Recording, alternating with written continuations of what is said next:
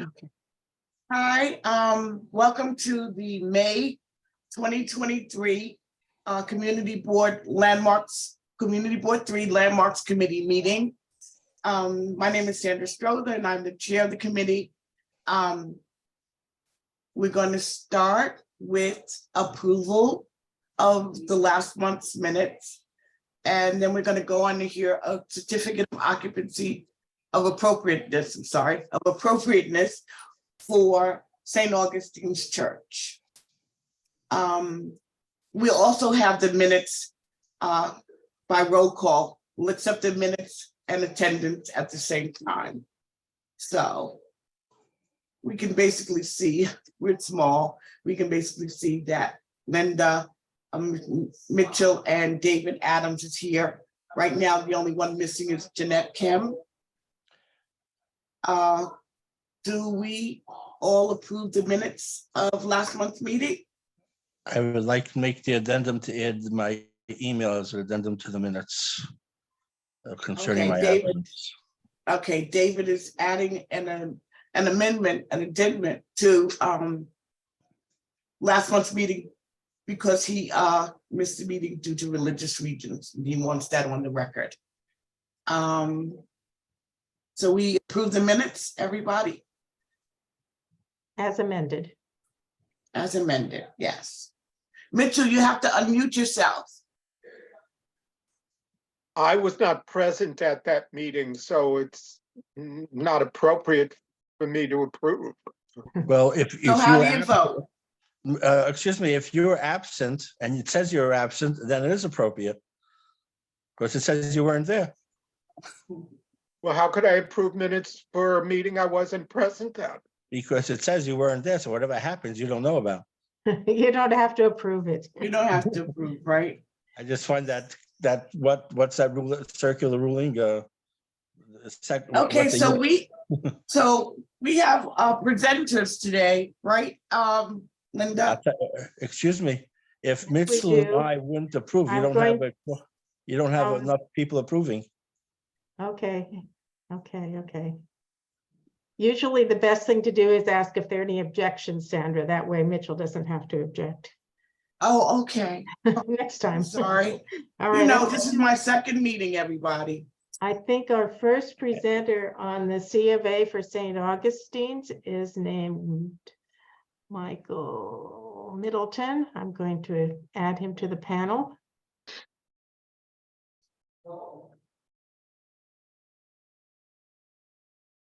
Hopefully he gets there. Yes, he got here. Oh, Michael? Hi, hello, can everyone hear me?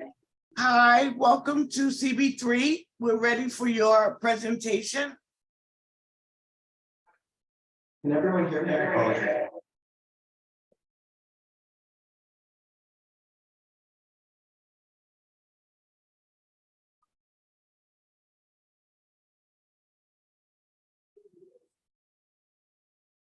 Excuse me one moment.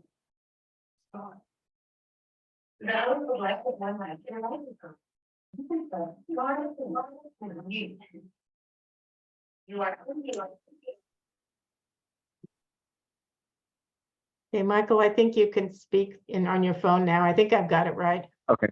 Can you hear me now? Yes. Okay, perfect. So yes, I'm one of the panelists for this evening, but I believe Father Nat wanted to speak first. Okay, let me admit him. Hold on. Anybody else? I know there's a bunch of you. Yes, so it'd be Father Nat. It's going to then be Jack Heaney and then also Jack Esterson. So it'll be 4 of us total. Two Jacks, right?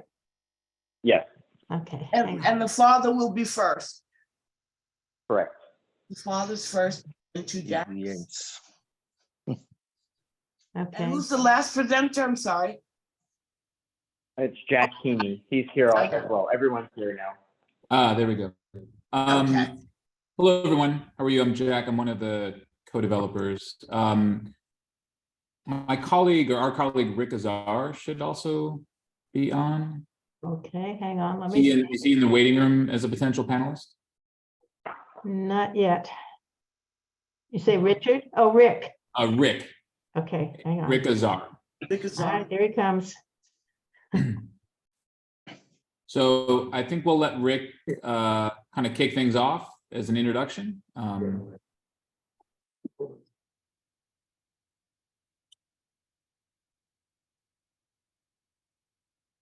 Good evening.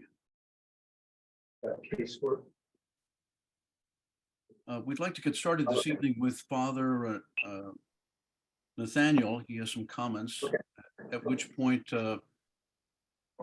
Jack Heaney will be making some comments and introducing Jack Esterson, the design architect for this project. Once Jack is finished, he will be introducing Michael Middleton, who is the preservation architect for this project. I should mention that Mr. Heaney will have to be promoted to co-host because he will be negotiating Jack Esterson's presentation. I'm sorry, who should be co-host? Michael Middleton. No, Okay. I'm sorry, but first, Jack Heaney should be promoted to co-host because he will be manipulating the pages for Jack Esterson, who is presenting the design draft before Michael Middleton presents his preservation draft. Yeah, that's fine. So, I should be able to share my screen, so my video will disappear for a bit, but okay. Okay, all right, thank you. Father Nat? Good evening, everyone, and thank you for having us and listening to us. Some of you I've already met, but some of you I have not. So thank you for hearing us out. I've been at St. Augustine's for the past 12 years in a community that is very in need because housing being an important issue on the Lower East Side. And I'm leading a Black congregation where almost on a daily basis, I am hearing of the challenges of Black folks not able to find a place to stay. So I inherited a church with a lot of challenges because we are a landmark church and the maintenance of it is really very expensive.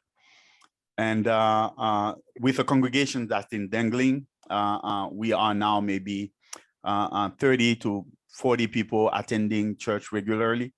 So it has been a real challenge. So after I arrived, I started talking to my folks and trying to find a way to support the church. And the new development was maybe what would connect to our mission on the Lower East Side, but at the same time, provide with a way for us to sustain the church without having to always be begging for help all the time. So that's how we started this dialogue, and on our way, we met with Fulcrum NFW, which are two developers together who offered us something that was aligned with our views. So I am pleased now to introduce Jack Heaney, who is one of those developers and who will be able to say more about it. great, thank you, Father Nat. Pleasure meeting everyone virtually. Thanks again for your time this evening. So this is, I guess, where I enter the origin story of this project. So I was introduced to Father Nat and his congregation through mutual colleagues who are owners representatives for St. Augustine. And in getting into a partnership with Father Nat and St. Augustine, my partners and I had 3 goals in mind. First goal was to create as much affordable housing as possible, including affordable senior housing, utilizing all of the available site area and air rights adjacent to St. Augustine's historic church. The second goal was to physically preserve the historic St. Augustine's chapel and church. And number 3 was to financially preserve St. Augustine and its congregation by creating a financial annuity that would allow Father Nat and his board to continue the great work that they're doing in the community today, but also set them up for a solid foundation for generations to come. So these were sort of our three guiding principles as we began to build a development team around this project. So at this point, I'm going to share my screen and just share some sort of context slides to just orient everyone with the location of the project. And then I'm going to hand things off to Jack Esterson, who is the architect for this project. Okay, so it looks like my share screen has been disabled. Is it possible to give me? Just 1 second. No problem.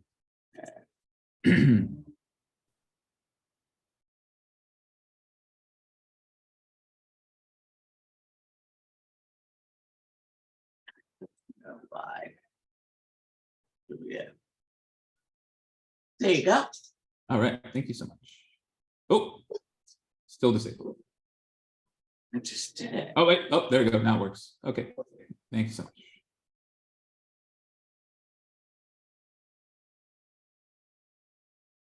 Okay, can everyone see the slideshow? Yes.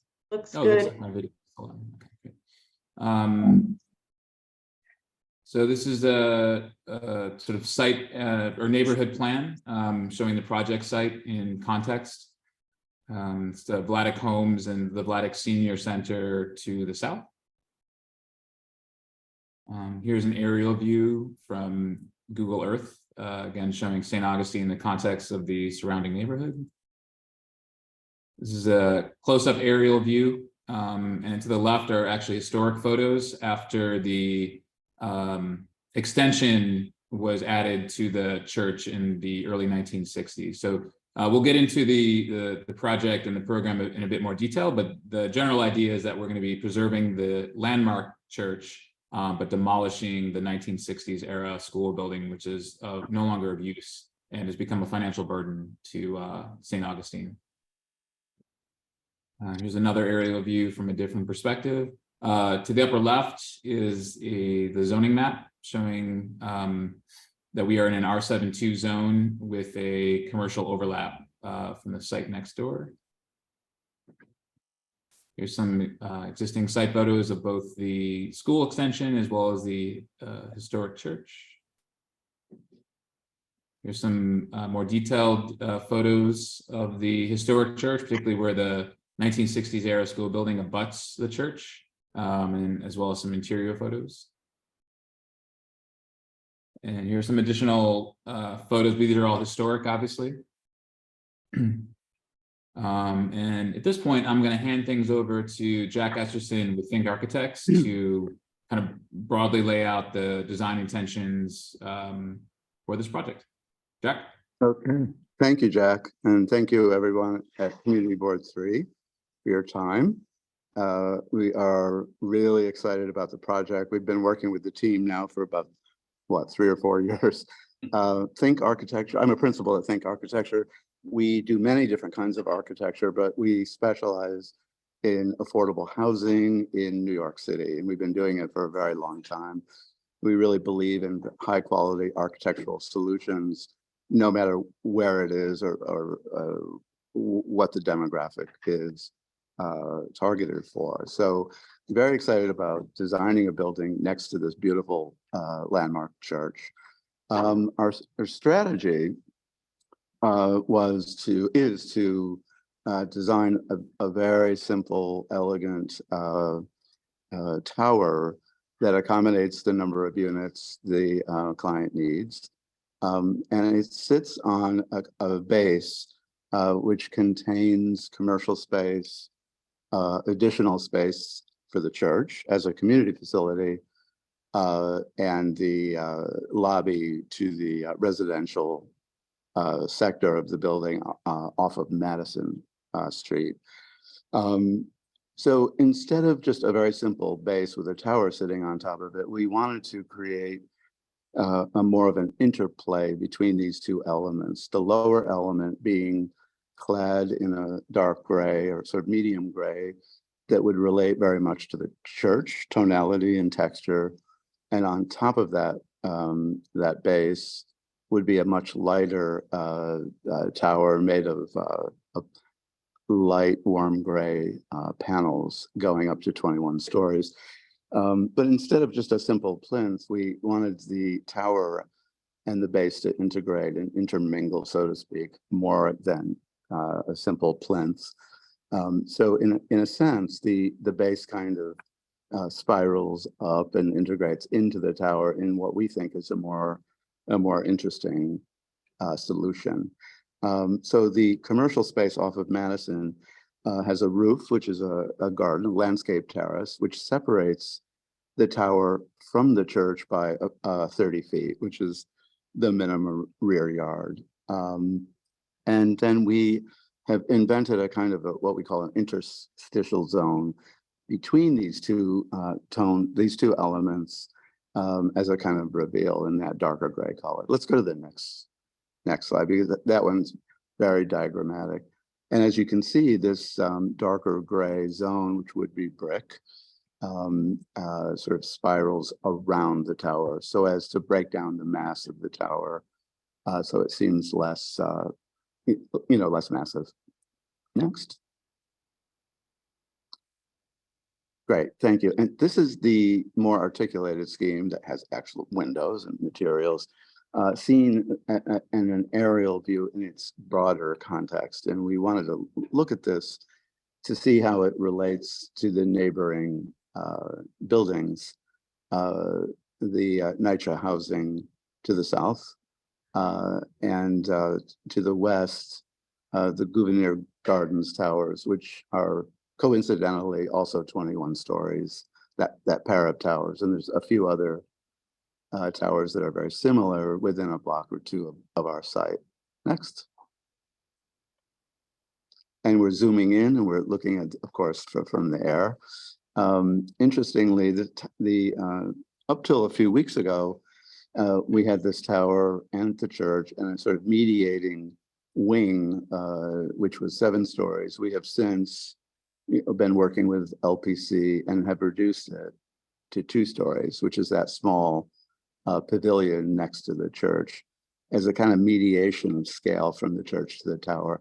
And we're really pleased the way the proportions have worked out. LPC also sees it as a breakthrough. Next.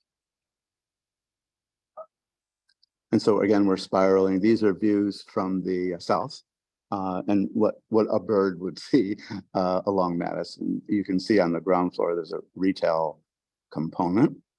And there are setbacks at the 7th floor and then I believe the 10th floor as well, so as to create the effect of a spiral between the lighter element and the gray brick element.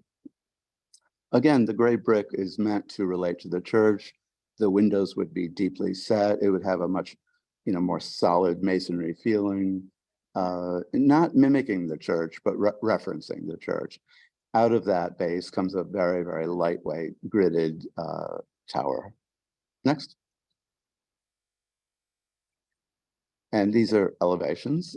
This is from the west on the left side, and this the elevation on the right is Henry Street.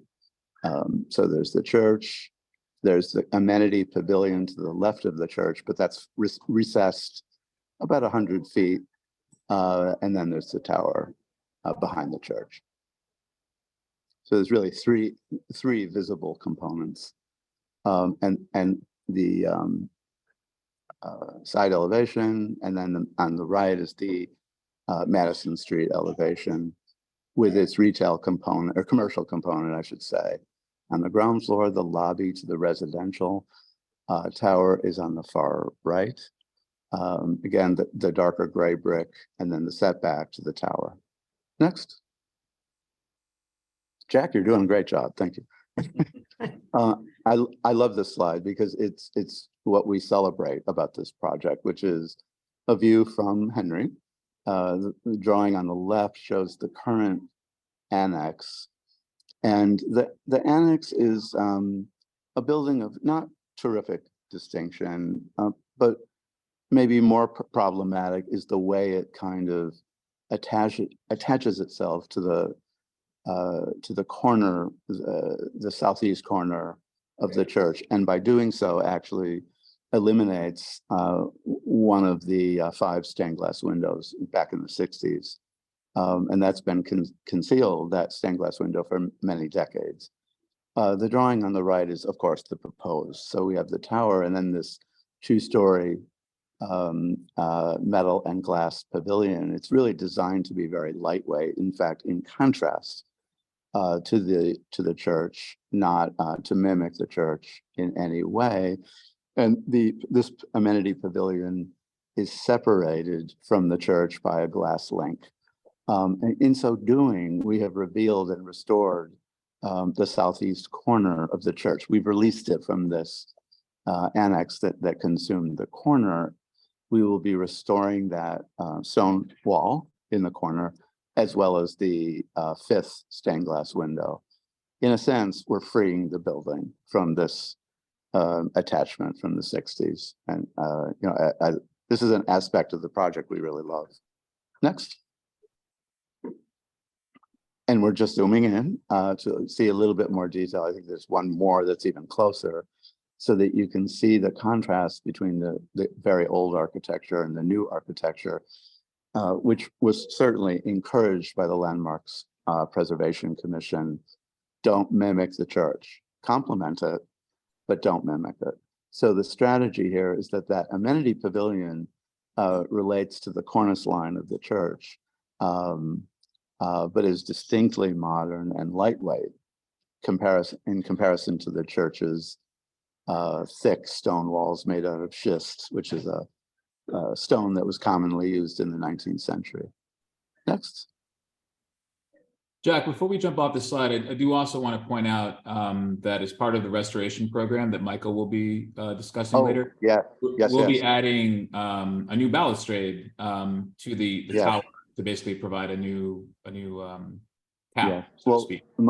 Michael will elaborate on the history of the belfry and the tower and the old steeple, long gone. And I love that he came up with this balustrade solution. But Michael will go into that that restoration program. So next, please.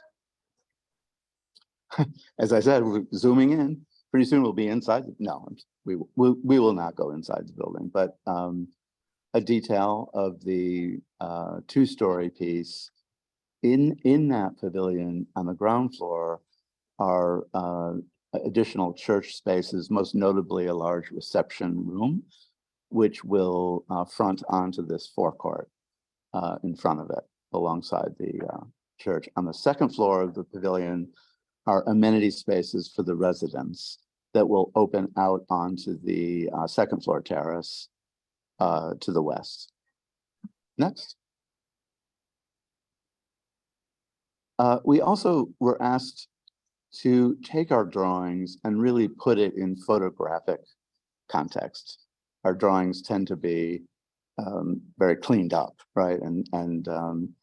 But they wanted to see it. I think it's really good that we did in the real photographic context. So we created these photo montages with all the cars and the trees and all the stuff, the urban stuff that actually exists on the site, to see what the building looks like in real life. Again, to study the scale. Also, a word about the tower. We very often design buildings that are large, and we articulate them. We look for variations. We make exceptions. But our strategy here was not to do that. It was to find a very elegant proportion, a window, to create a grid almost as a curtain. I don't like using the word neutral, but we felt that this was a backdrop to a jewel, and we did not want to compete with it. So we just, let's use a great material, let's find a beautiful proportion, and let's go with it almost as a backdrop, and to really complement and not compete with this very articulate 19th century building. Next. Oh boy. Well, the same drawing, basically, zoomed in.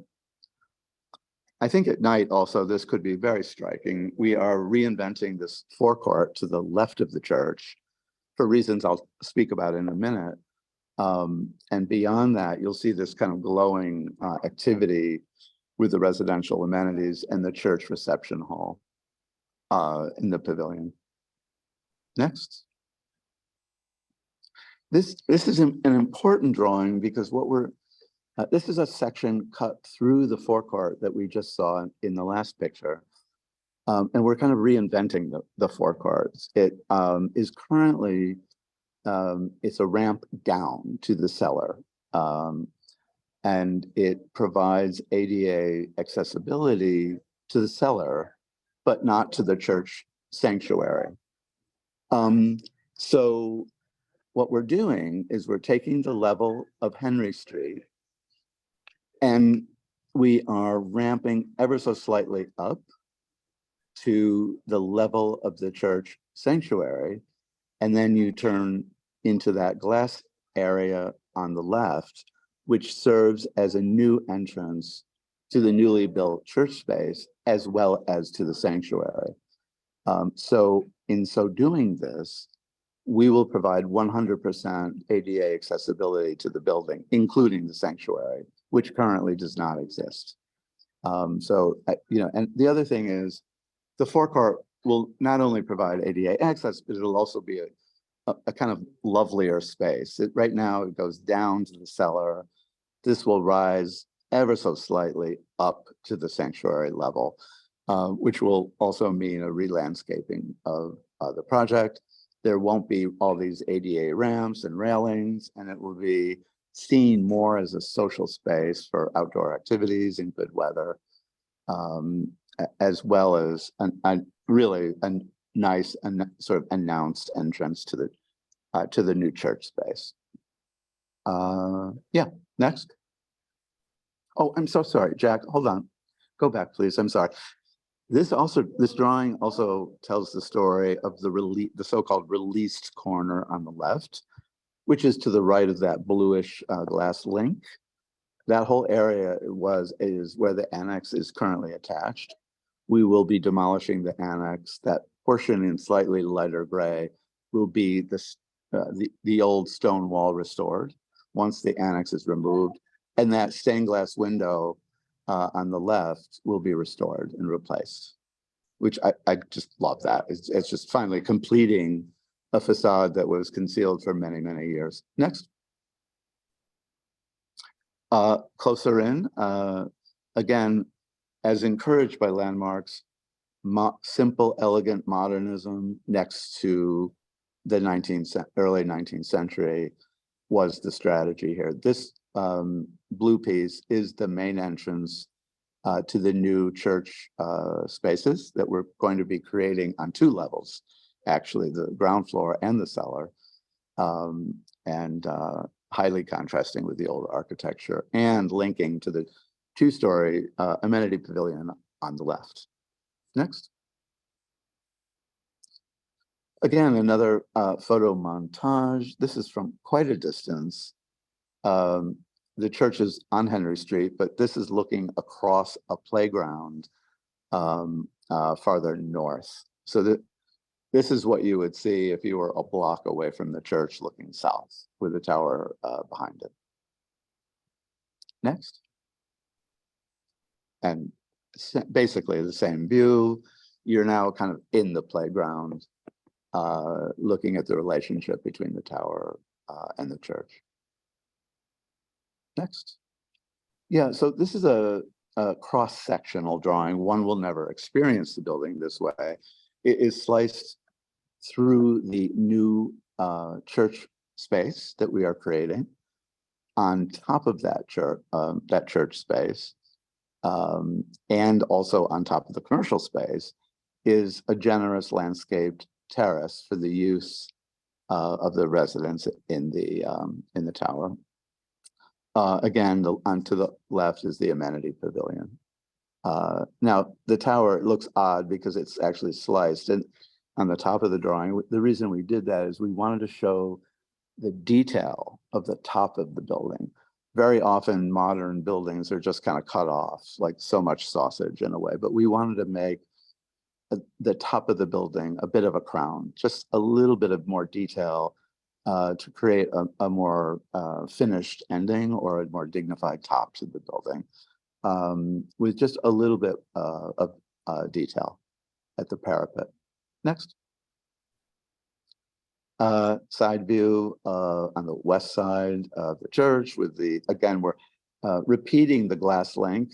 In this case, it's not the entry, but it is a way of separating the new brick from the old stone church. Next. A lot of drawings, guys. So photo montage of Madison, but you're not on Madison, you're further south. Probably, I would say a half a block away. So you're seeing the lower, darker mass that's set back, spiraling around the lighter tower. Next. Closer view from Henry Street, looking southeast, showing the relationship of the tower to the church. These drawings tend to get a bit repetitive, but we wanted to show a photo montage with the real stuff that exists there, rather than a kind of pure drawing. And this is if you're standing across the street on Henry Street, straight on, looking straight onto the church, to see the relationship of the tower of the church to the residential tower. Next.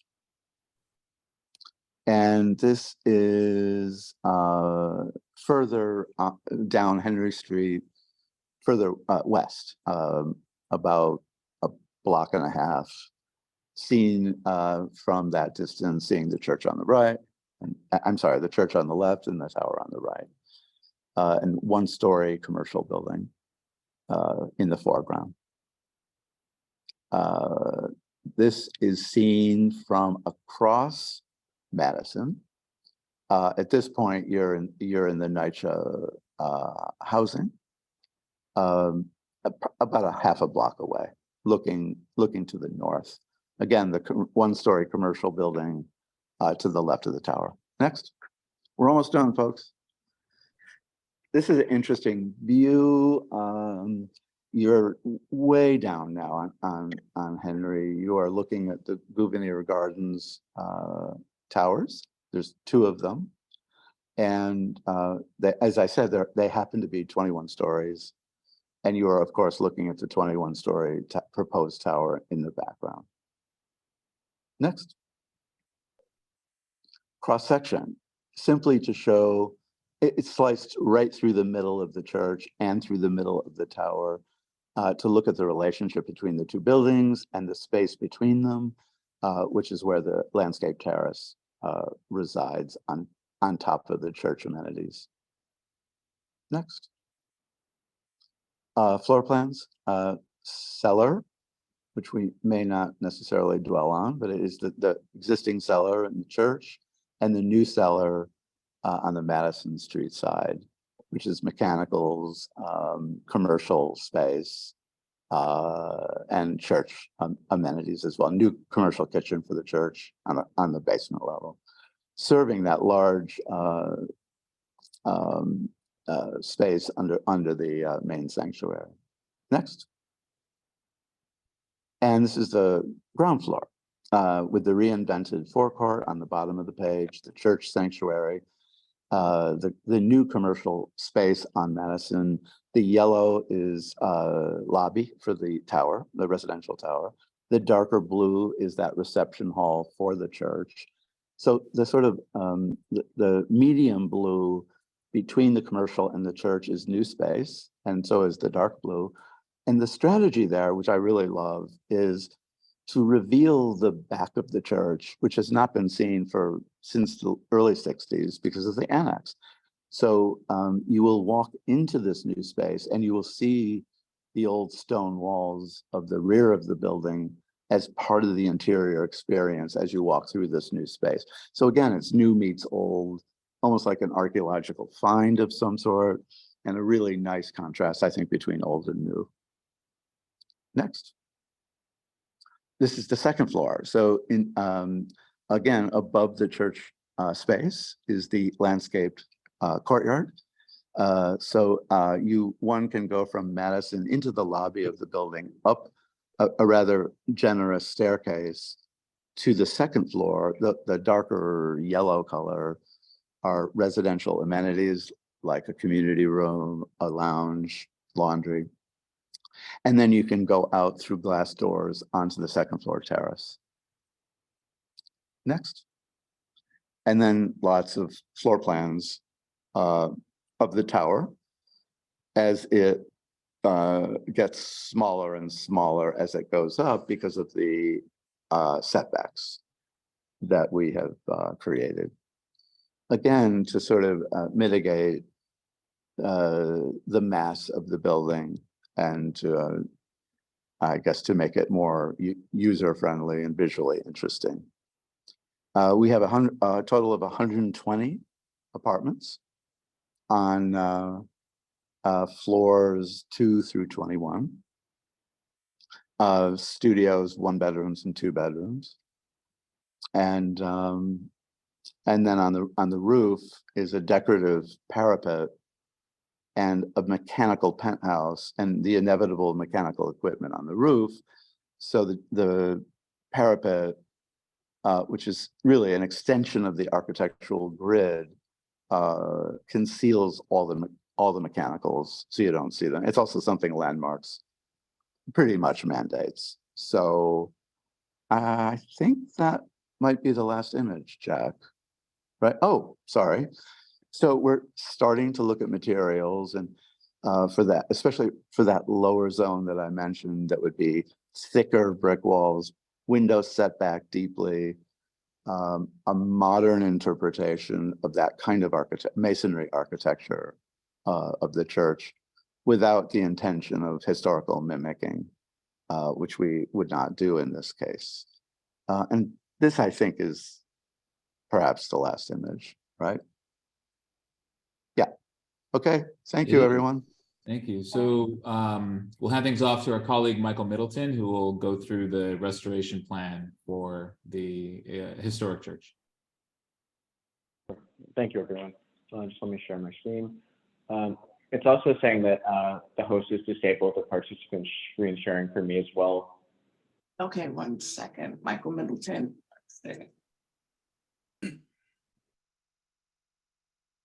There you go.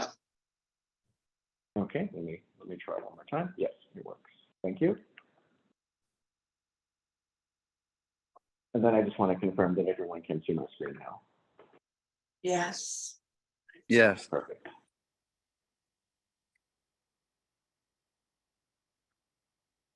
Okay. Hello. Good evening, everyone. Thank you again for your time. My name is Michael Middleton. I'm an architect with Lee Saltzman Architects, and I'll be presenting the preservation plan for the proposed restoration of St. Augustine's Church. My computer's a little lagging. It's not letting me go to the next slide. Go. However, I think Jack did such a great job explaining where the church is. We probably can skip this slide. But if anyone has forgotten, the church is located at 290 Henry Street at the corner of Scammell Street. To give some history of St. Augustine's Church, it was originally called All Saints Church, and its origins laid in the founding of All Saints Mission in 1819 by students of the Episcopal General Theological Seminary. And 5 years after that, a parish was founded from this mission. Then between 1827 and 1829, the congregation started construction on the late Federal style church, which featured large wood triple hung Gothic lancet windows. And the design of the schist and sandstone church is attributed to the early American architect, John Heath. The church was then expanded in 1848 to include a new rear chancel with 3 lunette windows, and we see that chancel addition highlighted in red on the image to the right. Then in 1874, the church was renovated to include new interior decorative painting, and the main lunette window over the altar was replaced with a stained glass window depicting Heinrich Hoffmann's 1871 painting, Christ in the Temple, which we can see at the photograph at the bottom left. And it's likely at that time all of the historic wood triple hung windows, but just one were replaced with new Victorian diamond pane leaded glass windows. Continuing with the church's history, the next major architectural intervention occurred in 1881 when a new high Victorian Gothic style slate and wood belfry was installed on top of the original tower. And we can see that belfry in both of these images. Then in 1934, All Saints was documented as part of the Historic American Building Survey, or HABS. And the HABS documentation from that time indicated that the original wood balustrade, which we see on the left in the 1881 rendering, had already been removed by that point, and also that the secondary side lunette windows of the chancel had also been infilled with brick. In 1949, All Saints then merged with St. Augustine's Chapel of Trinity Wall Street, and the two congregations used the Henry Street location as their church, but took the name of St. Augustine for their parish.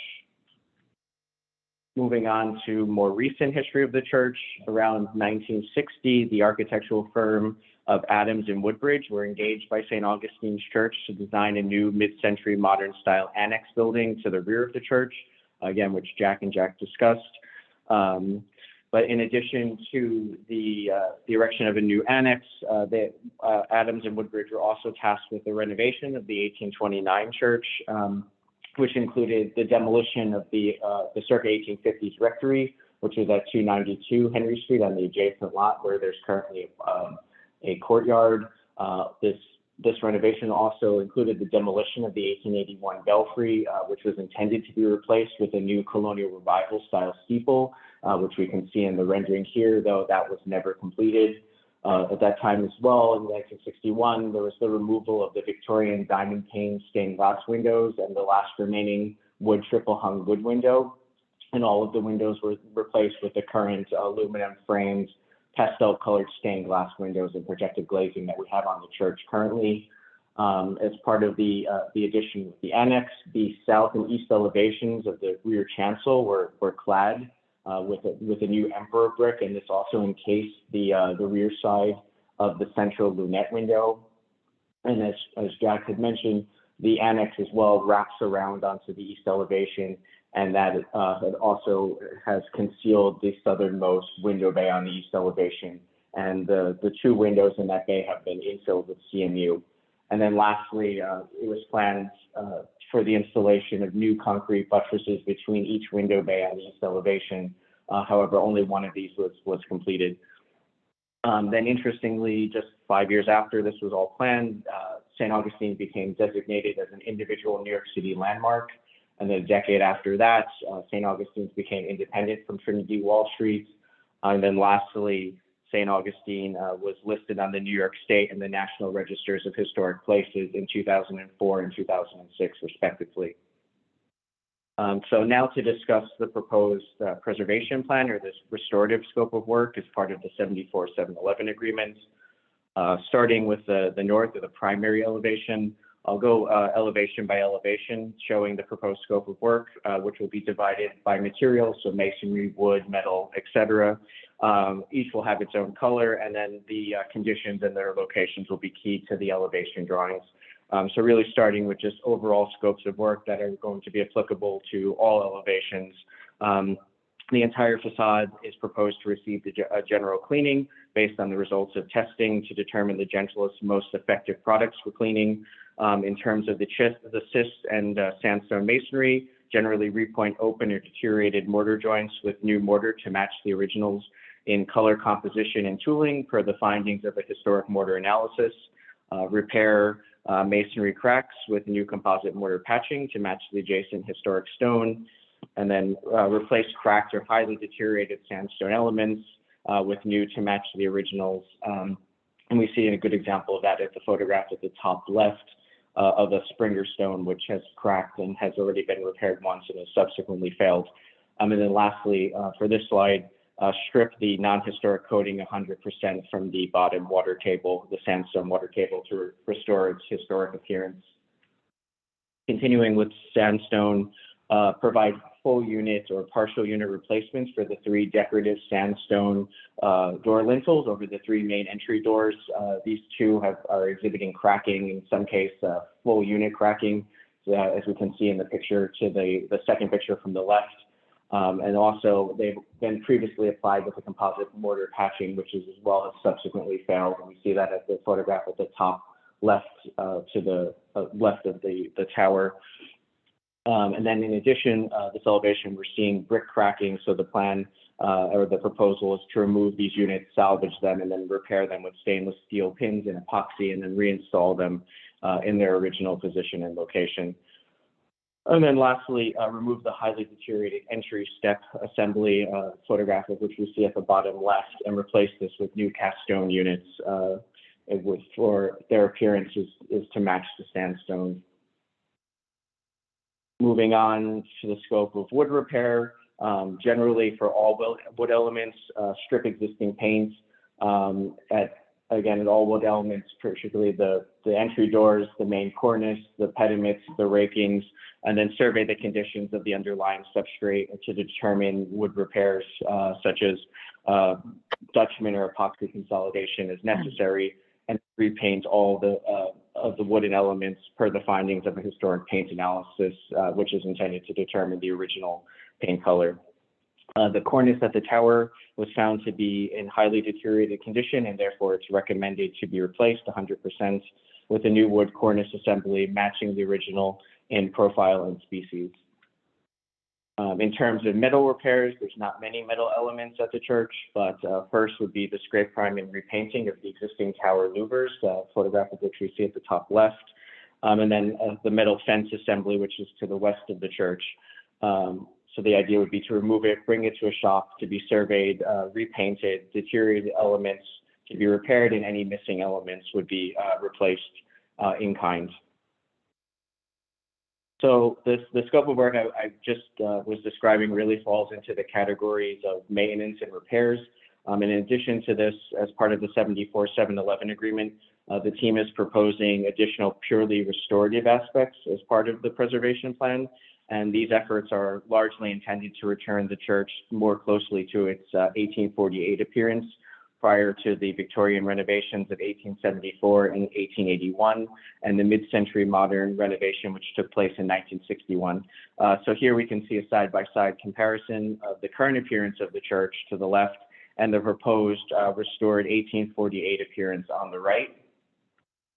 But to really delve into the proposed restorative aspects for the primary facade, the proposal will include the installation of a new wood balustrade assembly at the tower to recall the historic based on the 1881 rendering of the church, which we see at the top left, and as well as based on a description of the balustrade that was provided in the Habs written documentation from the 1930s. At the main entry doors, remove all of the non-historic stainless steel hardware and replace with new hardware recalling the originals based on the historic photography that we see at the bottom left. And furthermore, remove the 1960s butt jointed yellow textured glass transom windows above the main entry doors and replace them with clear glazed transems, again, matching the appearance of the Habs documentation.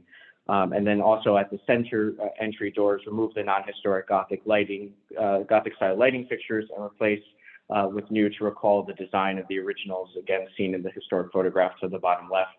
But lastly, and perhaps most transformatively, replace the existing 1960s aluminum frame pastel colored stained glass lancet windows and their associated glazing assemblies with new aluminum double hung lancet windows to recall the historic based on the Habs documentation.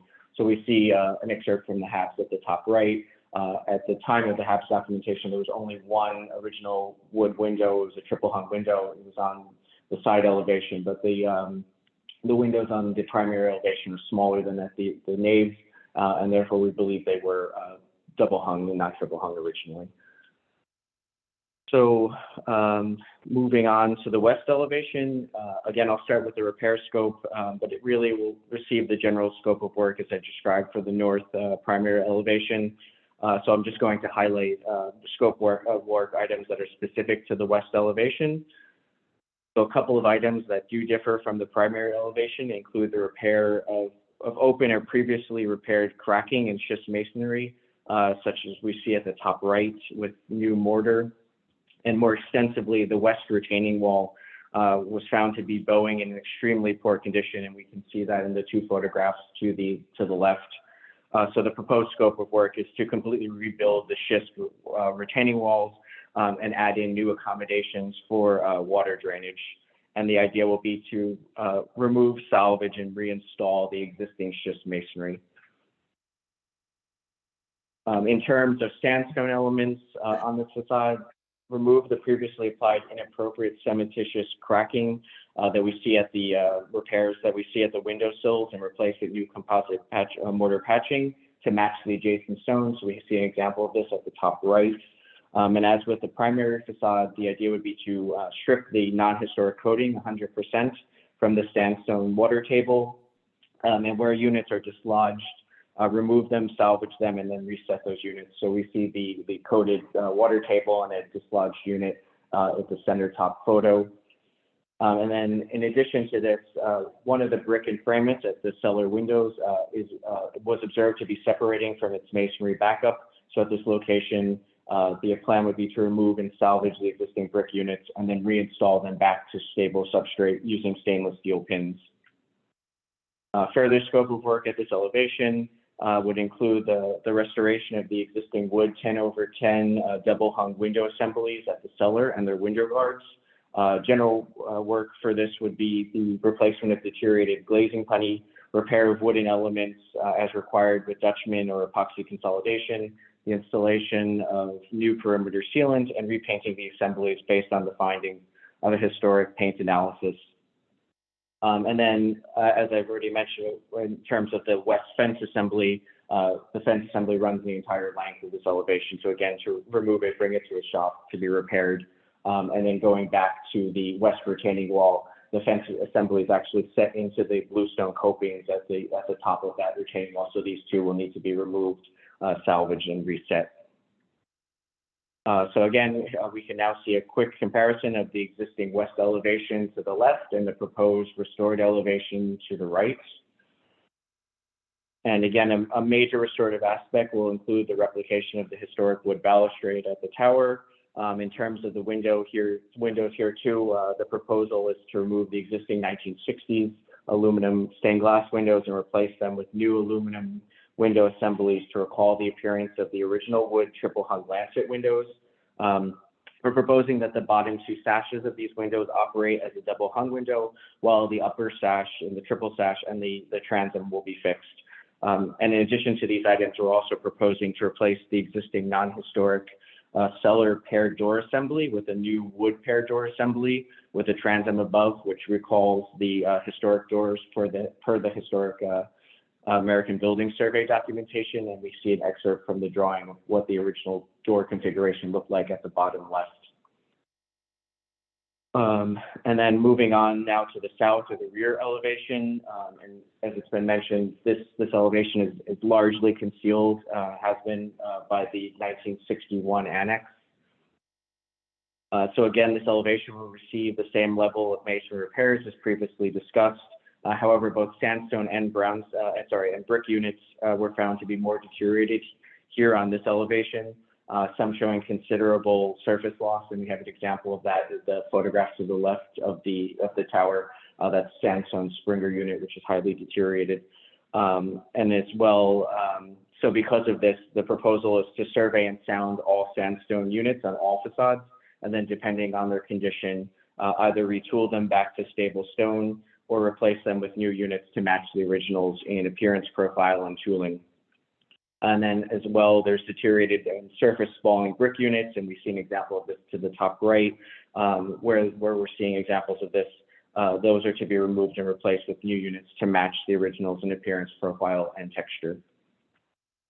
At this elevation, in terms of the wood and metal, again, the tower cornice to be replaced 100%. We see an example of the corner condition, which is separating from the masonry at the top left. So as with all wood elements, strip the paint and survey the condition of the underlying substrate. Here, it's really the gable ends that we're seeing in purple, and then repair those as necessary with wood Dutchman or epoxy consolidation, depending on the condition of the wood beneath. The existing copper gutter assemblies were found to be in good condition throughout and are called to be retained. However, most leaders were found to be in pretty rough shape or are aluminum and therefore not compatible with the copper gutters. So here, as before, we can compare the existing elevation with the proposed restored elevation.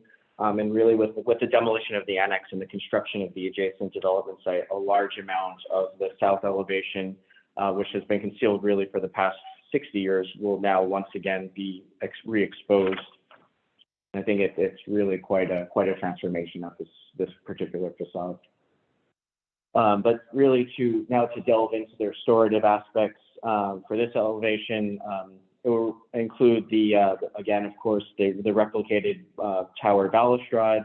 And then just as mentioned, this elevation will be transformed due to the demolition of the 1961 annex.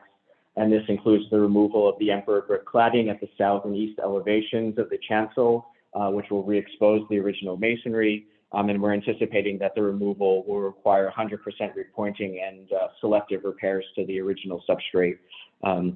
Furthermore, the demolition of the annex will re-expose the main lunette window, the enframement, and as well as the rear side of the Christ and the temple stained glass window. And here it's proposed to install new vented protective glazing at the exterior side of the window. The window will not be restored as part of the 74-711 agreement, but the plan is for the church to eventually re-expose the window on the interior side as well, and then restore it at a later time. And then really lastly, replace missing wood elements that were removed to accommodate the annex, such as the east cornice return that we see at the top right. And then moving on to our last facade, the east elevation, which we see here, shown still with the annex in place. But moving on to the masonry conditions, this elevation shares many similar conditions to the other facades.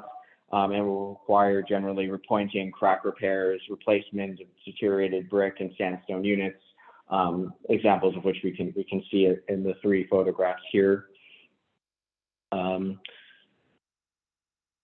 then likewise, the scope of work for wood and metal elements is again similar. However, on this facade, we did find broken and cracked glazing at the wood double hung windows at the cellar. So these will be replaced in kind. And again, the replacement of the aluminum leaders with new copper, and then any damaged inlets as well to be replaced in kind. So here's a comparison of the existing east elevation against the proposed elevation. And as with the south elevation, with the demolition of the annex and the construction of the adjacent development site, a large portion of this elevation too will be re-exposed again for the first time in 60 years. So of course, since this is similar to the west elevation, some restorative aspects are essentially mirrors of what we proposed at the west elevation, including the wood balustrade again and the replication of the wood paired cellar door assembly with transom above, both of which are intended to recall the originals per the HAB's documentation. The demolition of the annex will re-expose the southernmost window bay as well as the side lunette window at the chancel, and we see that at the top left. It's also proposed here as well to assume that all re-exposed area, the masonry will require 100% repointing and selective repairs, including at the brick and frame and info at the side lunette window. But part of the demolition will include the removal of the non-historic and non-structural concrete buttress that was added in 1961, photograph we see at the top right. Per the 1961 renovation drawings, again, there was supposed to be a concrete buttress in between each window bay. However, for whatever reason, that was never carried out. And then the demolition of the annex will also allow for the restoration of, again, missing portions of the wood cornice, example that we see at the top left photograph.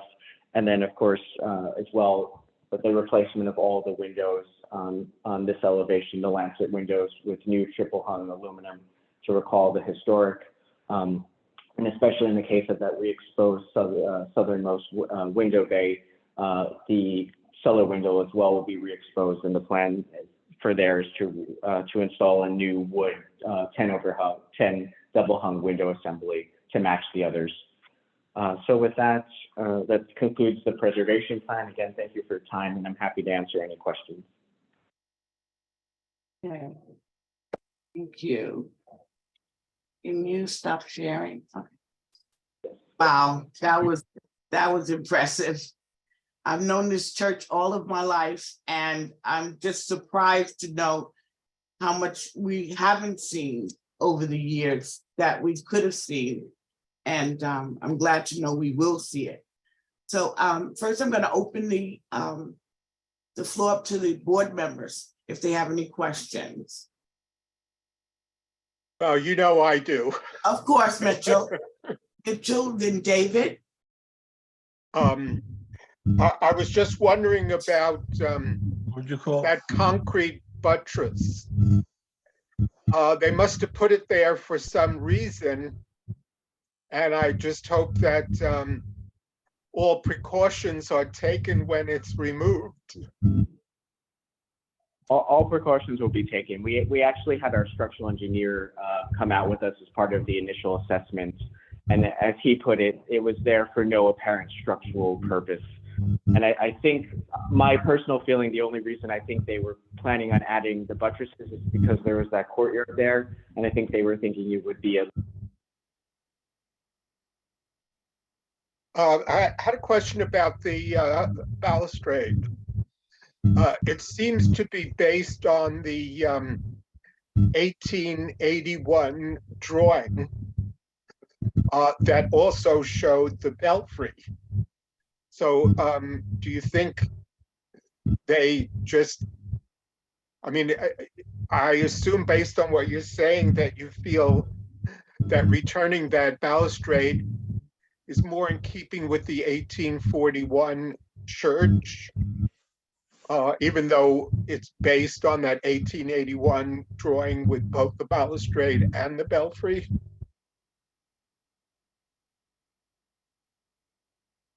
You're muted.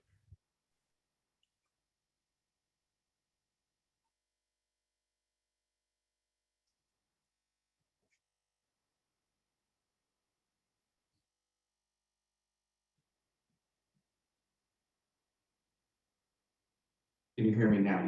Yes. Yes. Now we can. Yeah, can you hear me now? Yes. That's okay. I won't be able to hear you, unfortunately. I'll have to call back in. But so if you read the HABs documentation, in addition to that 1881 rendering, there's actually a written description of the balustrade, which essentially said it was the written description actually matched what we see in the 1881 rendering, and that's why we feel confident that that's the appropriate design. There was never ever any consideration of reproducing the belfry. I actually can't hear you, so let me call back in. I apologize.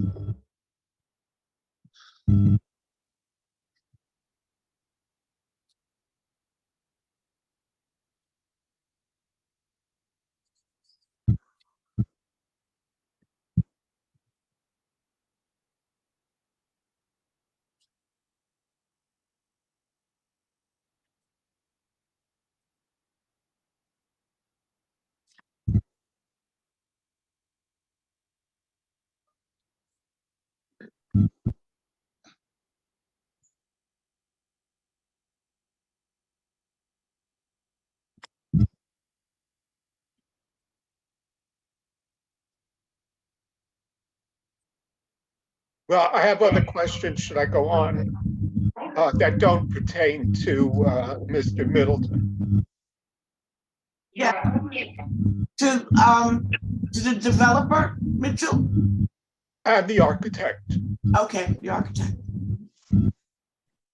Well, one thing I was wondering is, have you done any shadow studies? And the reason that I asked that question is because the photographs that you showed of the what's now called the Saw Lane playground are not its current condition. directly across the street from the church is a school, and next to the school are classroom gardens. And the Saw Lane Playground has been totally refurbished. And so I was wondering about shadows, particularly on the playground and on the school's garden, as well as the open spaces in your neighboring public housing. We have done preliminary sun studies,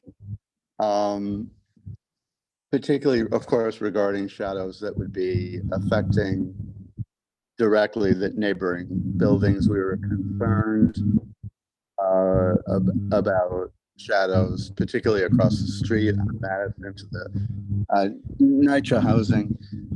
This would be the Henry Street side playground. Yeah, and Henry, or the playground, yes, absolutely.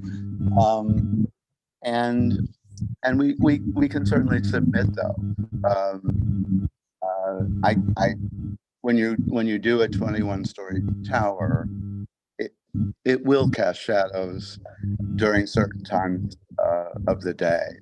And also we've done many studies where, of course, it's different during the winter than, say, the summertime, which is much more favorable because the sun is higher in the sky than it is in the winter time.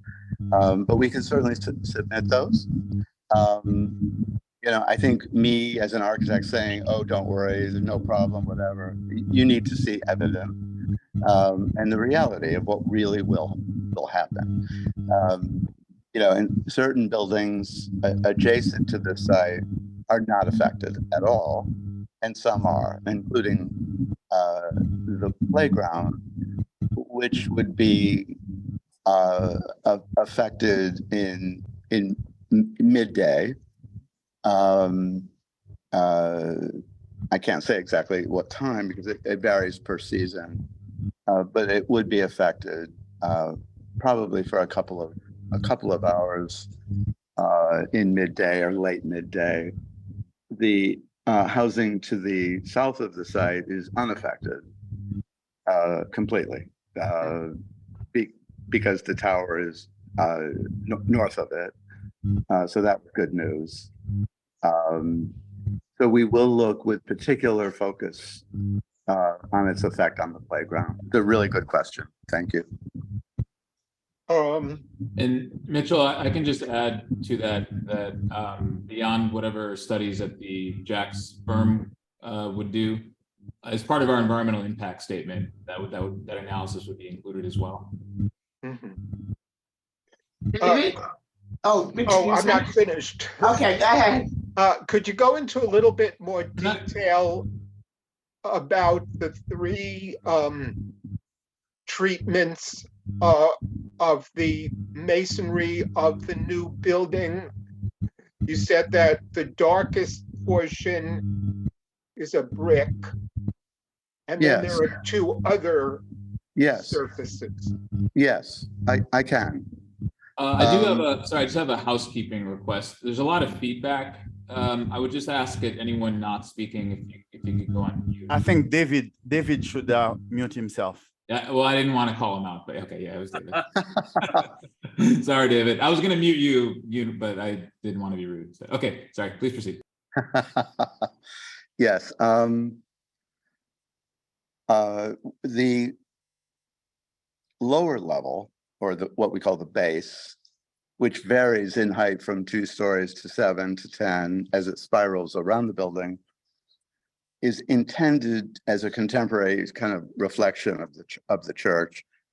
Now, of course, we're not going to build that out of 19th century schists, but we would like to get close to that warm gray in its tonality and texture as possible. We have not actually selected the exact brick, which we need to do before LPC hearing. And the idea there is that it has a weight. It is not light. It is the windows are set back 8 to 10 inches. So there's a thickness, a readable, heaviness seems like a negative, but I mean it as a positive, that it has weight and a similar weight to the church. And the reason for that was to create a high contrast with the tower. The tower is meant to be this very lightweight, pale in color, grid with larger windows, not very deeply set back, in fact, maybe 4 inches instead of 8 or 10. So that it has a much lighter sensibility, as though it's almost springing from this much denser base.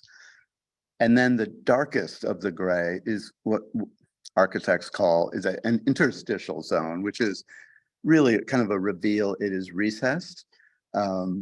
It is probably a kind of dark bronze metal panel and glass wall system, meant to articulate cleanly the two zones apart from each other, rather than having these two materials just kind of touch each other. It's an articulation. It's really seen as almost more of a detail than a third material, although it will read as such, and that material will reappear in different places. Like, for example, the main entry to the new church space, the storefront of the commercial space on Madison, and various other places that would entail metal panels. So it is, in fact, a third material, but not large planes of that material, more kind of episodic moments. And the middle tone material is also a brick, but a lighter brick. When you say the middle, Well, you've got the darker base, which you said Yes. was brick, yes, and then the tower. the tower. Well, there's the metal part. Yes. Oh, well, then- it's yes. What's the material, the interstitial zone, Jack? Interstitial zone, yeah. Yeah, What's right. that? All right, I'm also an architect by background. We like to use fancy words. I'm sorry, but We do. So what is the material of that interstitial zone? That is what I was describing as a kind of a bronze colored metal panel. Okay, The upper tower would not be dark bronze. It would be a much lighter, either metal ACM panel or rain screen fiber cement board panel.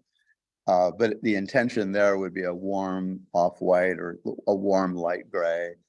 And then that middle zone that you're talking about would be, in a sense, like a reveal between, and it's recessed actually a couple feet.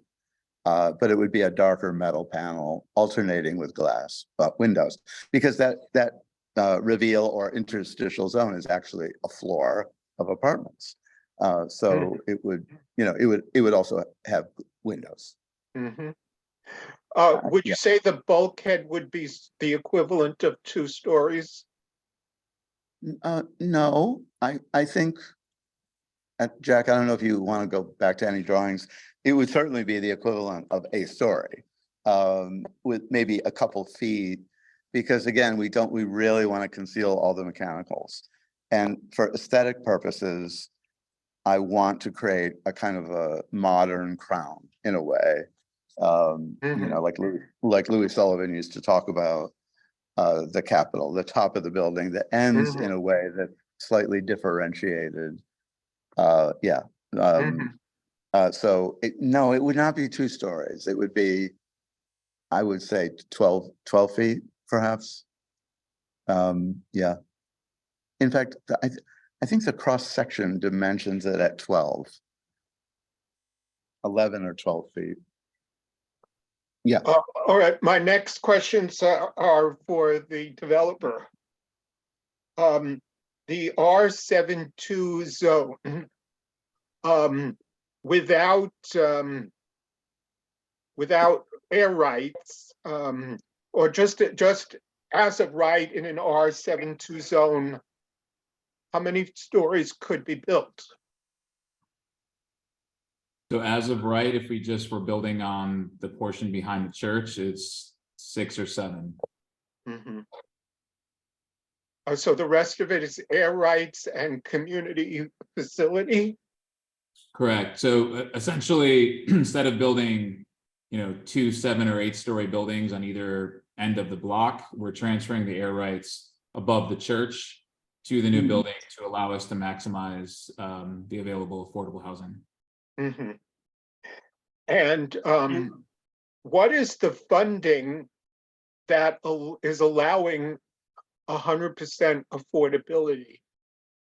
Sure. So we're utilizing a mixed income program developed by HPD and HDC called Mix and Match. And basically it allows for 100% affordable, but with a wide range of incomes. So for this project, we're proposing incomes ranging from formerly homeless to low-income seniors, which would be at 30 to 40% of AMI, all the way up to 110% of AMI for middle-income families. And then there's a And band, could you say- there's kind of a band in between at I think 50 or 60% AMI. So Could you say what the percentages are of those? I can Oh. actually. I just have to bring it up on my iPad. So the last kind of program proposal that we've submitted to HPD, which we received their blessing on, was 15% formerly homeless, 17% low-income seniors, so that'd be at 40% of AMI. We have 8% at 60% of AMI, and 60% at 110% of AMI. Wow. Wow.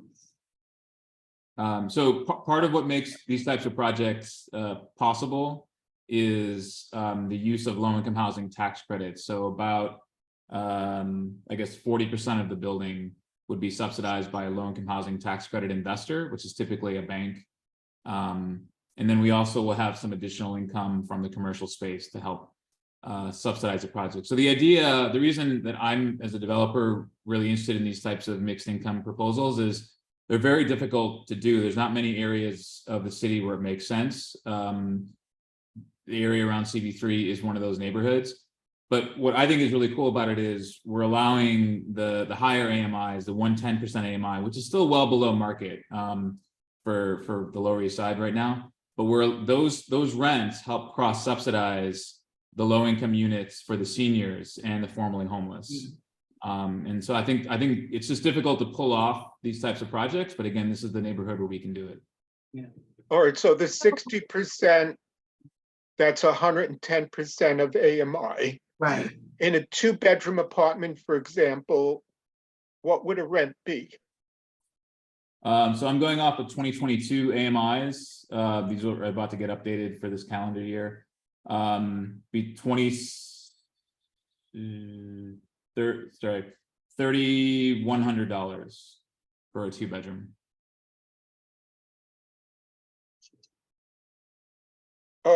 Okay. Can I ask? Oh, can you say a little bit more about the financial annuity benefit to the congregation? Yep. That's my question. So there are a few different annuities or considerations that St. Augustine will be receiving. One is for contributing their property and the air rights to the project. They'll be contributing upfront money at closing to do the restoration work on the church. They'll also be receiving additional cash consideration at closing that they can use to fund their programs and invest in their own infrastructure. And then long-term, the project is structured as a ground lease. So they'll be receiving annual payments every year for 99 years that include inflation escalation. Oh, and then also is sort of a frosting on the cake for any future capital event, because this is a long, 99 years is a long time. So if we, the developer, ever sell the property or refinance it somewhere down the road, they will receive a percentage of those proceeds.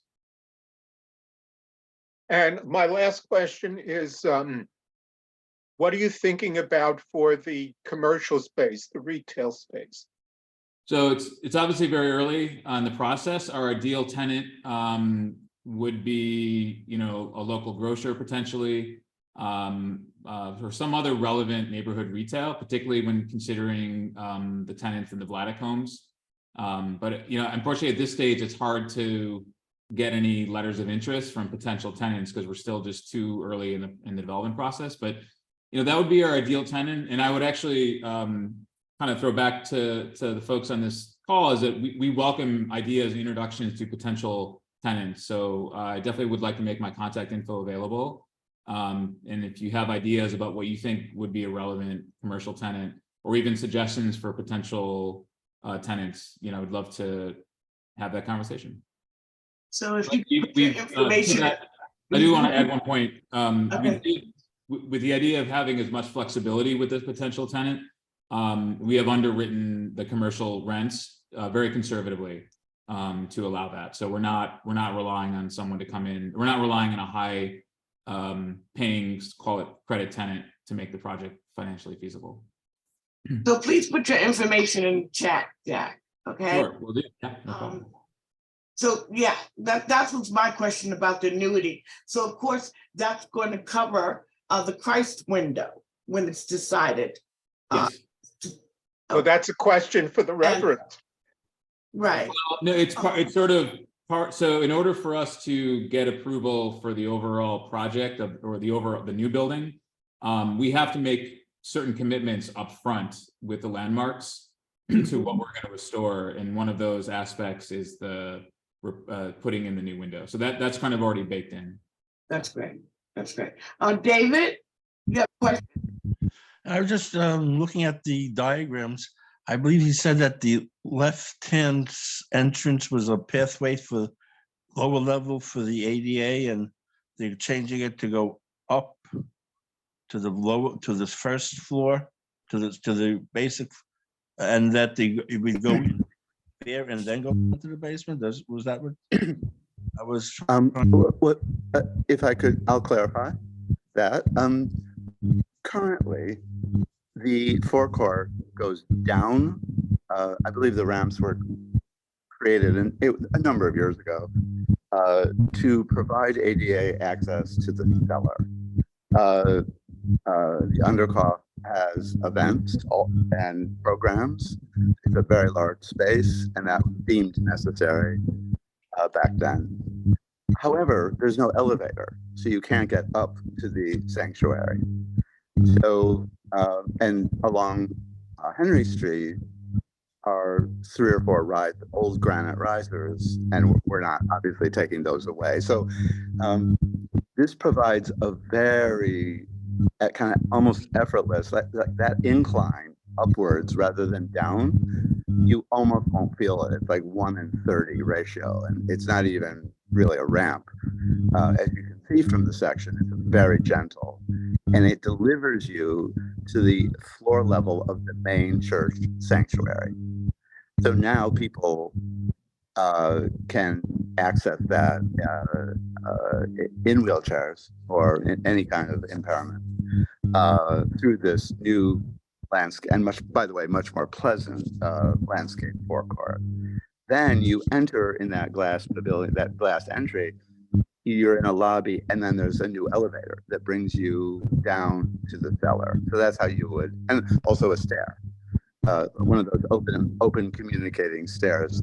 So it's just much more open. Everything's linked and connected and accessible from the first floor down to the cellar. That's great. I don't know if that answered your question. It does. Yeah. So this is the forecourt. Henry Street's on the right. You go through the forecourt, you turn right into that lobby where there's a little black arrow, and then that gray square is the elevator off of the lobby. Some of the And you can diagrams go down to the cellar. or something which made it very, not like a step level, and which I didn't understand how it would work that way. But it was they had the red dots over the over the structure and all that. I wasn't sure if they were stairs or what. Okay. Yes. thank you. Yes. Sure. Okay, Linda, do you have any questions? I actually do not. I have some comments. First of all, the preservation plan is amazingly detailed and interesting and welcome. this, as has been said, this church is very precious to those of us who live in the neighborhood. And seeing it well cared for is very, very important. I also, when I looked at the plan originally, I thought that the large building behind the church was really going to be overwhelming. But I think as I've understood better what you're doing with the wraparound of the dark brick will make a big difference in that. It will kind of take the curse off that, I think. So Yeah.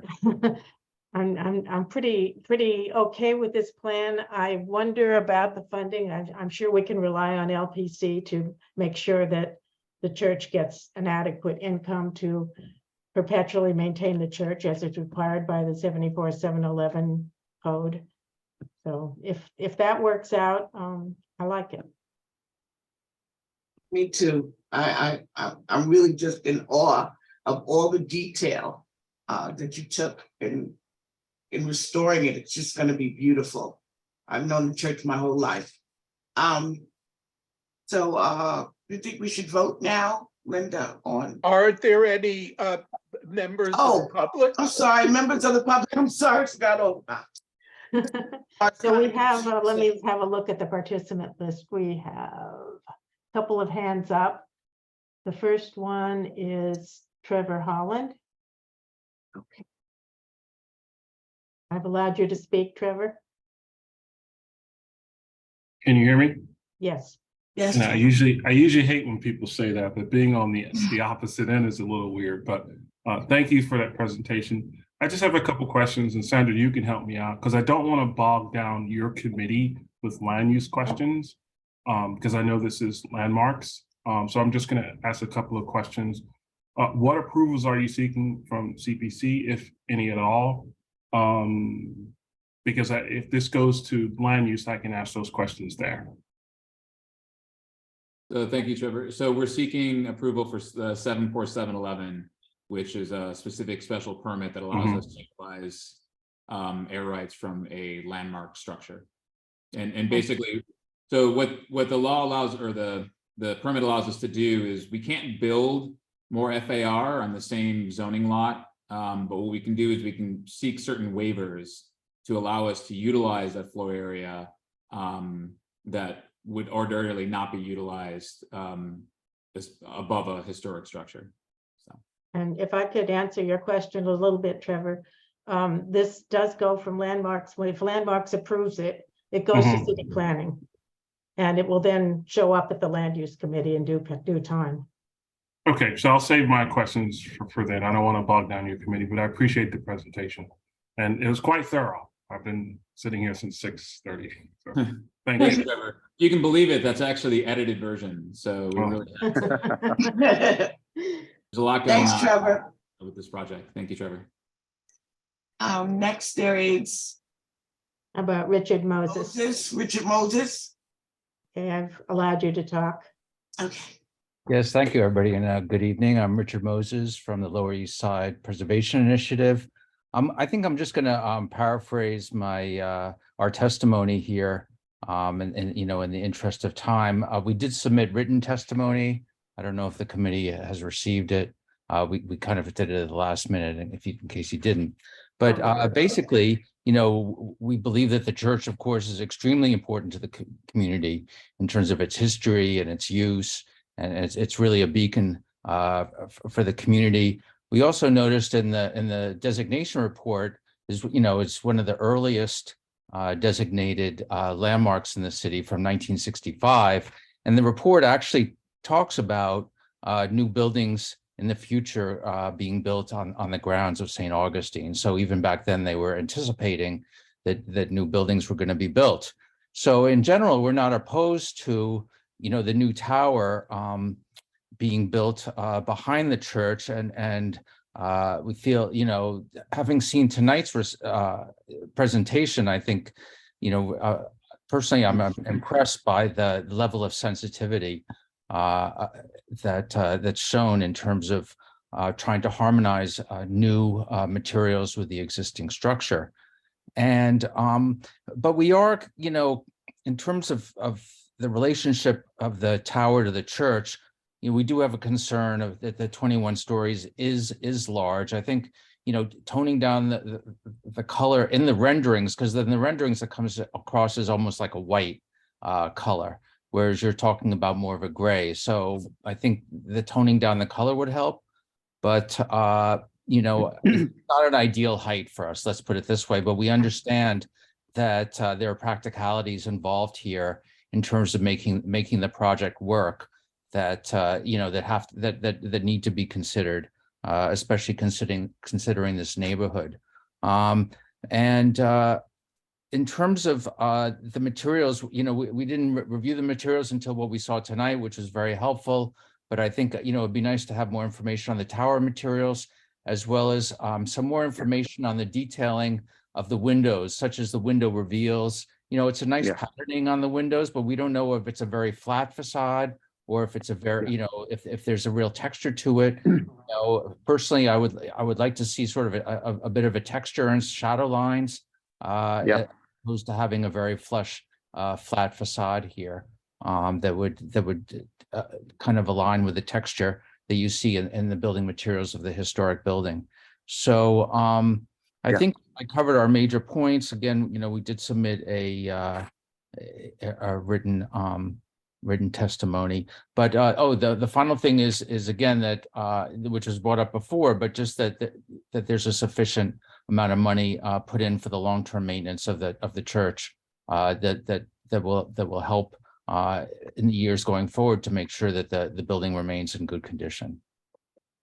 So thank you. Thank you, Richard. Next we have Marilyn. Allow her to talk, Linda. Marilyn. Can you hear me now? Yes. Yeah, okay. My name is Marilyn Preserve. I'm on the board of Gouverneur Gardens, your neighbor next to you.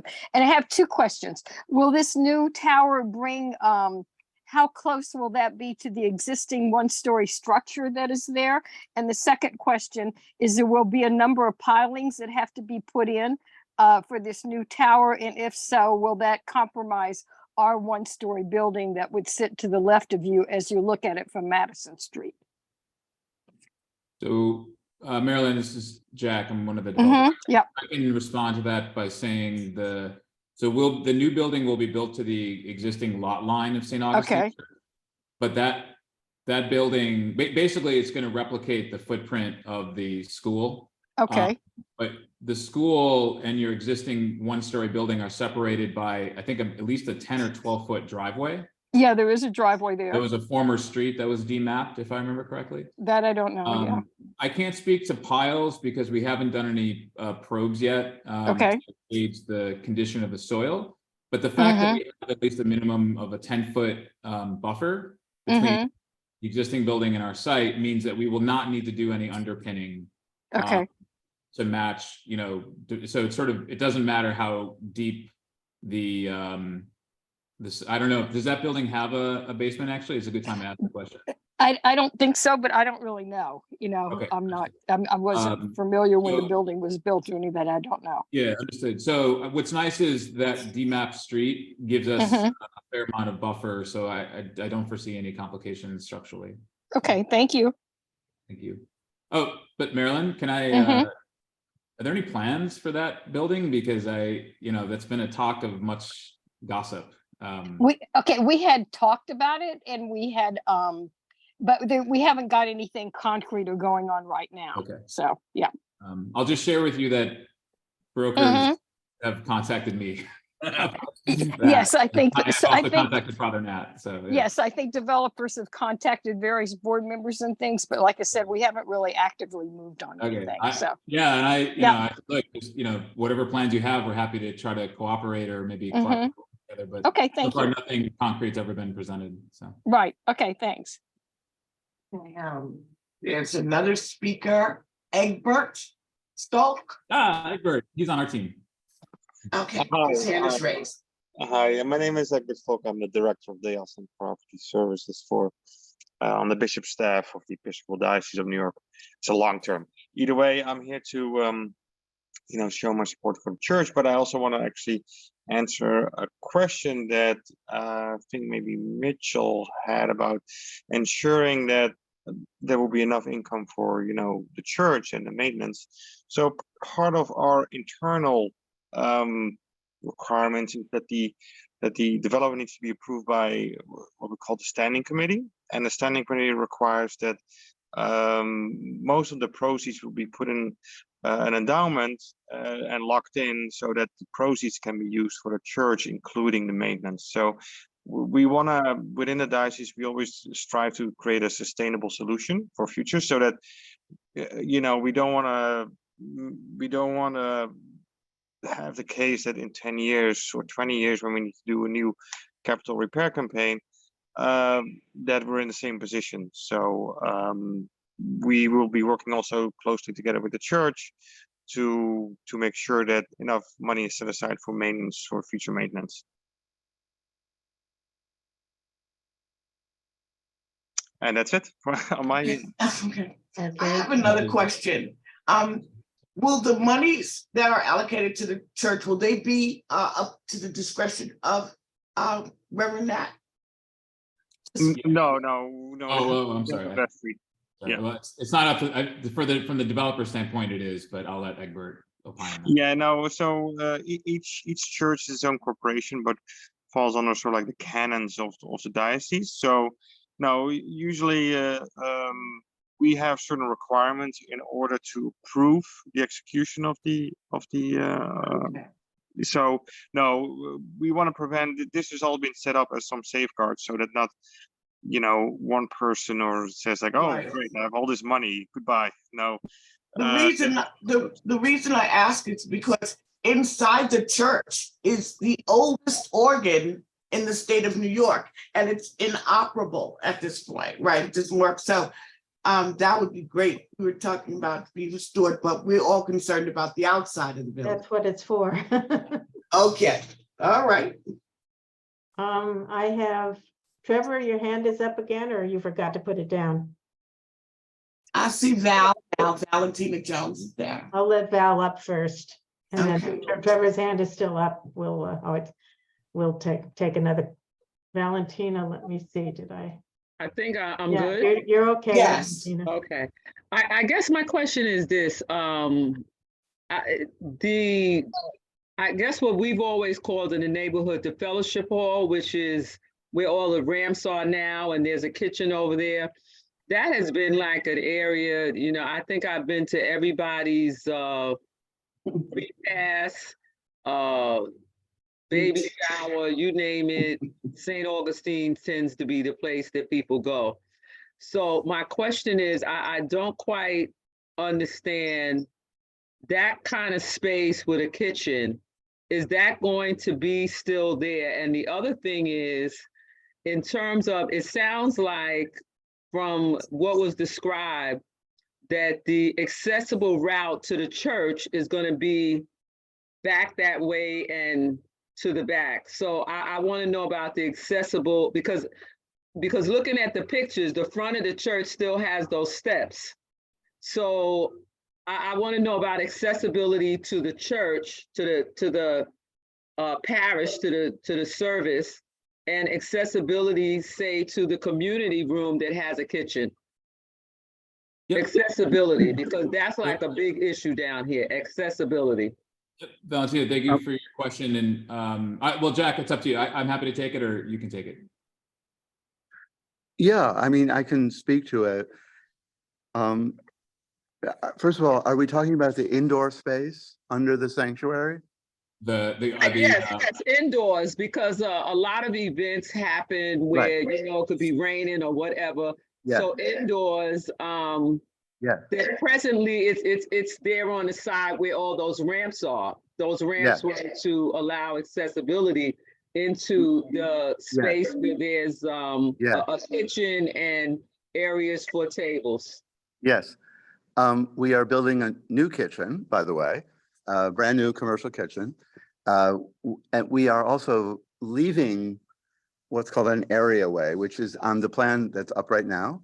That gray thin zone is a recess called an areaway, and with steps from Henry Street going down to the existing door leading into that large event space. And so that remains, actually. We're not taking that away, nor should we, because it's also important as an exit, an egress for a large But population. you said, you just said steps. Yes, there are, I'm yes. asking about accessibility. Steps means certain people Yeah. can't go there. No, I'm just explaining all the various ways to get down there. Oh, The way to get to a disabled person to get to the space you're talking about is through the new entrance, yes, where the cursor is, which is that it's about 10 feet wide, it's glass, there's double doors that lead, thank you, that lead to a lobby. And then that gray square to the left, upper left, right off the lobby is an ADA compliant elevator. So you walk into the building at basically at the ground plane, and then you go down an elevator to the event space that you're talking about, right? And that darker blue square on the bottom is the new commercial kitchen. So that that space is fully accessible. The ramps are no longer, the ramps don't exist. Instead, there's an elevator that's indoors, of course, and a much more, how do I say, it's just a more inviting main entrance between the new building and the church. So it's definitely a fully accessible space.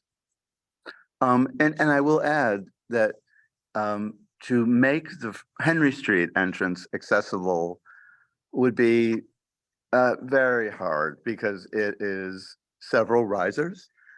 And for every inch, you need a foot of minimum of length of, the whole facade would be, there'd be a big ramp on a really narrow space. And of course, it would impact the historic nature of those stone steps dramatically. And maybe our preservation folks, Michael, can opine on that, or Jack, but we really did not consider ADA ramps in front of this building. We thought, and also I think LPC would not react well to that. so the chart that you're showing, right? And it says church lobby. Is that now like an entrance to the church that's accessible to the church sanctuary? No, Yes. it will be. This is future. This is what it will be, yes. It's Oh, what so we're I'm proposing. just saying, so that will be accessible for people to go to the church sanctuary just by going through the new areaway, and then they can enter where it says church lobby. So that will be accessible. So the church will be accessible from that route. Okay. Yeah. And then also add to that though, for the party room or the undercroft, I guess is the technical term. Okay. Elevator. So you can either choose on a day of services to enter through the church lobby if you're handicapped, or you can choose to use the elevator, which will take you to the undercroft or event space, because that's now also going to be accessible. So I think in terms of how your experience is going to change with the church is you'll still have the option, if you choose to take steps down to the undercroft and use the same entrance that's there now. But what we're changing is we're going to get rid of all of these tortured ADA ramps, which really, at least in our opinion, makes this forecourt not very useful because you have so many ramps going back and forth. We're also going to expand the forecourt because we're going to demolish. So the forecourt's going to get bigger by at least, I would say, a third. And then this is hard to kind of visualize in 2D, but effectively we're making one giant ADA ramp leading from the street to the new building. But the other thing that we're excited about is this is actually useful space that can be used for events and weddings. And, it helped in our, we believe this will help expand the programming options for St. Augustine. Whereas right now, I think that forecourt, because of all those ADA ramps from the 1980s, I guess, or 90s, really eats up a lot of useful recreation space. Okay. All right, so they can have like outdoor seating for things. Okay. Yeah. So we're Yeah. kind of suggesting some benches here. We haven't, this is more Yeah. diagrammatic, but the idea Yeah. would be, we might have some permanent seating, but we want this to be as flexible as possible for Father Nat and the congregation in terms of setting up tents or doing a barbecue, or, just trying to make this as active of a space, both for the congregation, but also for folks coming in off Henry Street, and just be an extension of the mission of St. Augustine. Okay. Thank you. My pleasure. Trevor, did you want to speak again?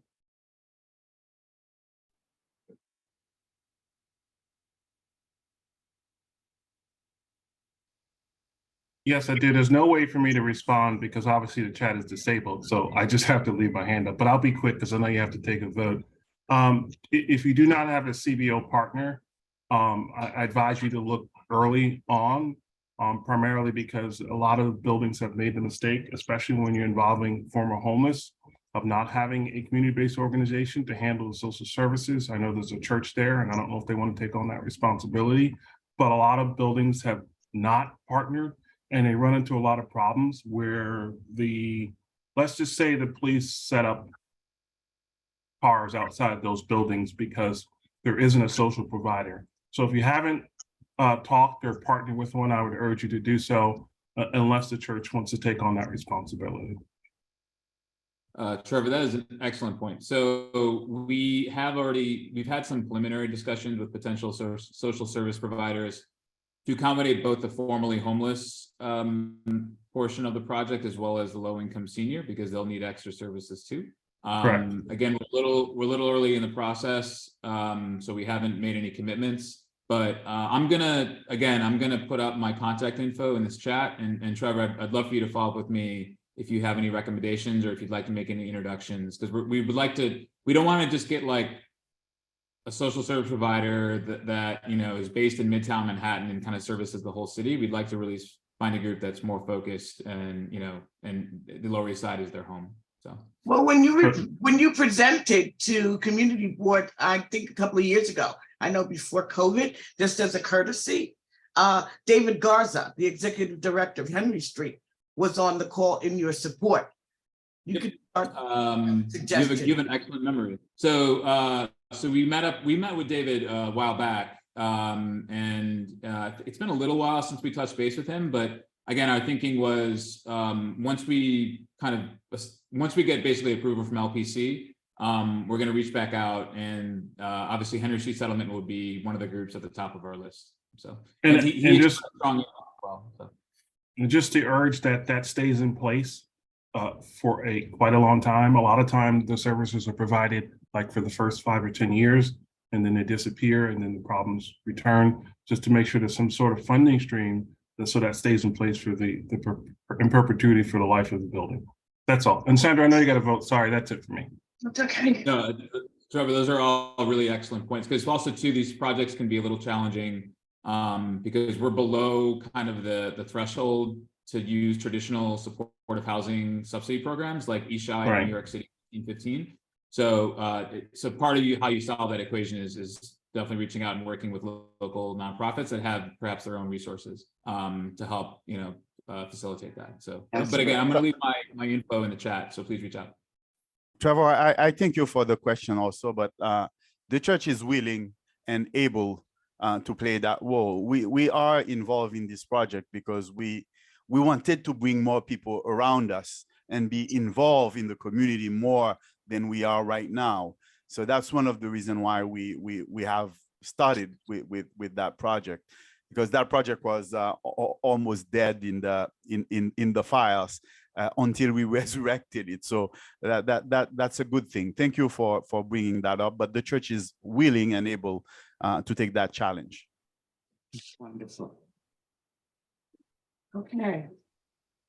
So no more questions, committee, board? So I guess we can vote, right? Linda, I can't hear you. You gotta unmute yourself. You're talking. Because there's been so much background noise. Okay. So we need to work on a resolution, and I will put it up. I will share it in a moment. But we should vote first, right? No, you write the resolution first and then you vote on the resolution. Oh, we're not gonna vote on whether or not to approve? No, Okay. I'm sure we will, but we aren't there yet. Okay, please excuse me. This is my second sharing of this I meeting. know, I know. No, first we write the resolution. This resolution needs work. It's a draft that I made today, trying to take some of these points into account. I would welcome, by the way, from development people and the preservation architect, if we have anything wrong, please correct it. Because we have to put a lot of facts in here. So let me get on with sharing.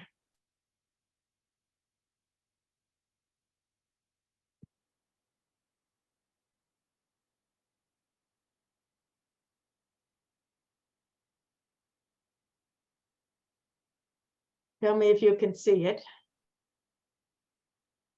Yes. Yes, yes, yes. Okay, I can read it. yes. Okay.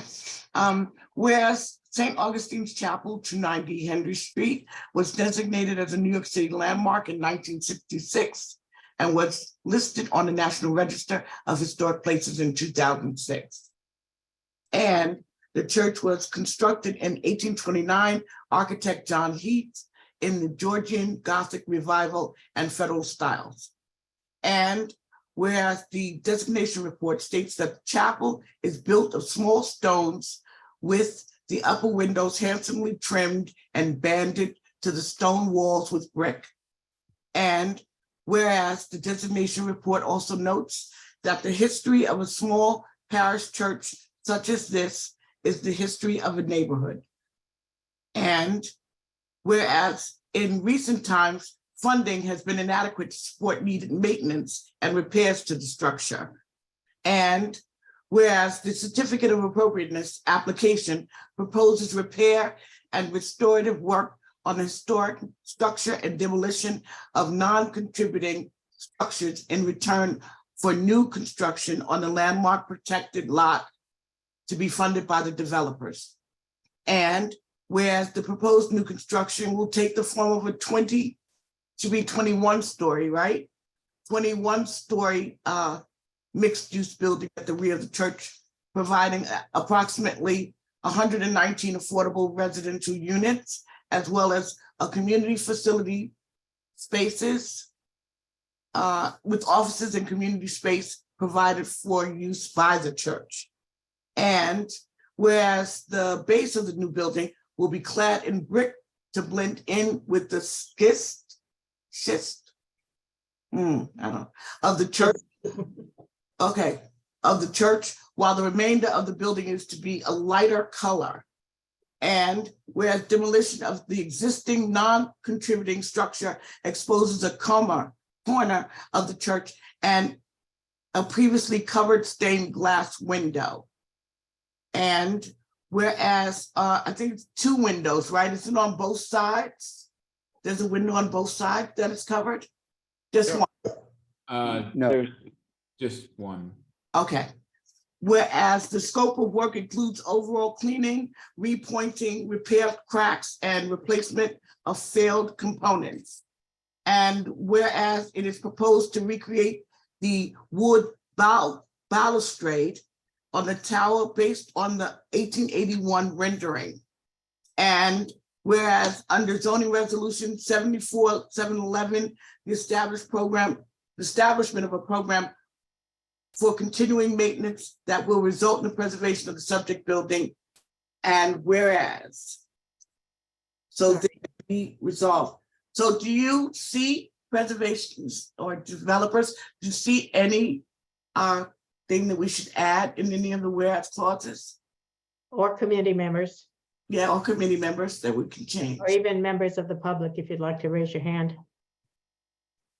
So I'll start as representing the developer team. No, I do not see any alterations or comments needed. So well done on the first draft. And actually, and also in real time for adjusting the height of the building. So. And I'll also say, Sandra, it took me a while to pronounce schist correctly as well. I definitely was saying something else that sounded very similar. All right, Any comments from the committee? Mitchell? I don't know if I should say it now or before I cast my vote. How about saying it now? Well, I am delighted to see the careful attention to such an important community landmark and to the resources finally going into what this beautiful building deserves. I'm a bit betwixt and between about the height of this building in that context of the landmark lot and the fact that 110% of AMI, which 60% of the units fall into, are not within the reach of a vast majority of residents of our neighborhood. I think that's a good point.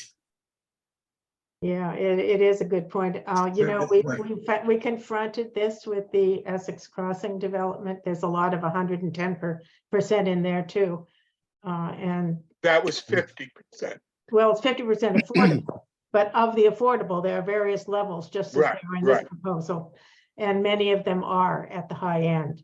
But let me say though, Linda, that I think as the landmarks committee, I think we should be focused on what we're focused on here, because it does have to go to land use, right? Yes, that's correct. Discussing that aspect of it, right? I know we can put our opinions here, but LPC is going to be more concerned about is exactly what we're addressing here, right? Yeah, well, they're not going to care about levels of affordability, but Exactly. the committee definitely will. Right, so I think we should let land use handle that. Two people have raised their hands. Val and Richard Moses. Hold on, I gotta why don't I have the link to that anymore? Let me see. So you're gonna have to let them talk because. Okay, Richard, you can speak. Okay, thank you. Thank you, Sandra. So I just wonder if the committee would entertain adding, a provision about the detailing of the windows in the new tower, because, a tower that's very flush and looks like almost like a sheet of metal is very different from a tower that has shadows and depth and is more likely to relate to a historic building. So that would be one thing I would hope that maybe the committee would consider adding. Did I hear the Landmarks architect? Commission to look at that? Did I hear the architect say there would be a 10-inch reveal?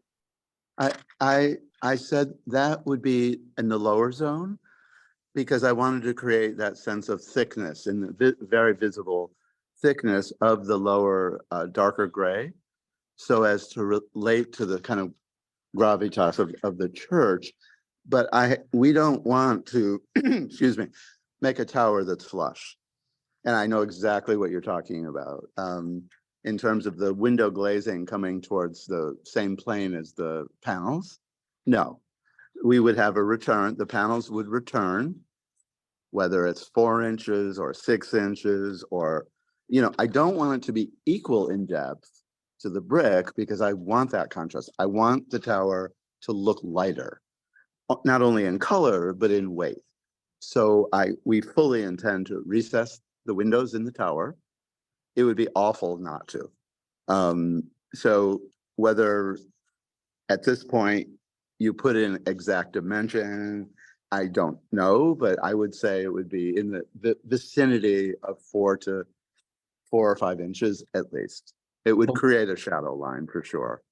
My suggestion would just be, that perhaps in the resolution, it could just be that the applicant works with the LPC to Yes. ensure a certain level of depth in the facade and shadow line. And Okay. let LPC and the architect work it out. Yeah. And the We- other suggestion that I would make would be to just to make sure, because it's on something I heard, I don't know if it's true or not, but that there were concerns that there would be enough money for the maintenance under the 74,711 under the maintenance fund. And so maybe just to express a general concern that enough money is put aside for the proper maintenance going forward, and let Landmarks deal with, whatever amount that should be. Yeah, I had intended to add that after the approval of the resolution. Would you give me a little help with the wording of the first point about the windows? Sure, that the applicants work with the Landmarks Preservation Commission I'm all on board with that. Now, where to go from there, Linda? To assure, To assure that, or to provide a facade design that includes a certain level of shadow line and texture to better harmonize okay, with slow down, slow the down. historic character of the building. Sorry. Yeah. That includes what? A certain level of depth in the window reveals and shadow lines to provide a texture that better harmonizes with the historic buildings, with the historic building. That's good. That's okay, okay. And we'll get that other one about the funding. We already had that in our minds. So anything else in the whereas department? I think we've pretty much got all the facts there. So going to the going to the proper format of this. I don't know if you can you still hear me? Yes. Oh, yeah, I would just say that that the tower, I would just stick in there to provide a tower facade design that includes a certain level of depth. Good point. Yeah. Let me see, provide a tower facade. Okay, Thanks. thank you, Richard. That's helpful. Thank you. Any further comments from anyone? Okay, let me put this second caveat here. The Landmarks Preservation Commission.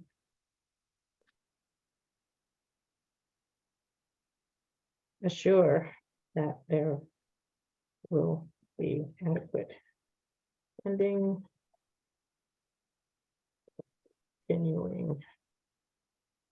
That's almost the historic.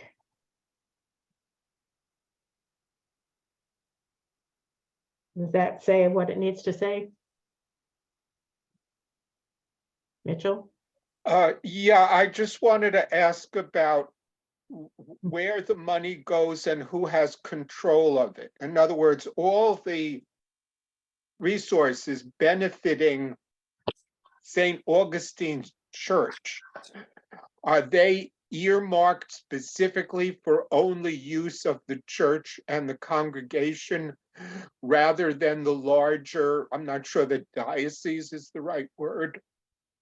I think it's strictly for the building. Okay. All right. Yeah, I believe it's a fund that's set up like an escrow fund. Correct. And I don't know if well, you would have the usual Landmarks approvals if you wanted to make a change to the building using some of these funds. It is an They would endowment. weigh in. It is an endowment Mhm. fund that is controlled by the diocese, but at the disposal of the church when needed. Right. Excellent. Anything else that anybody would like to add here?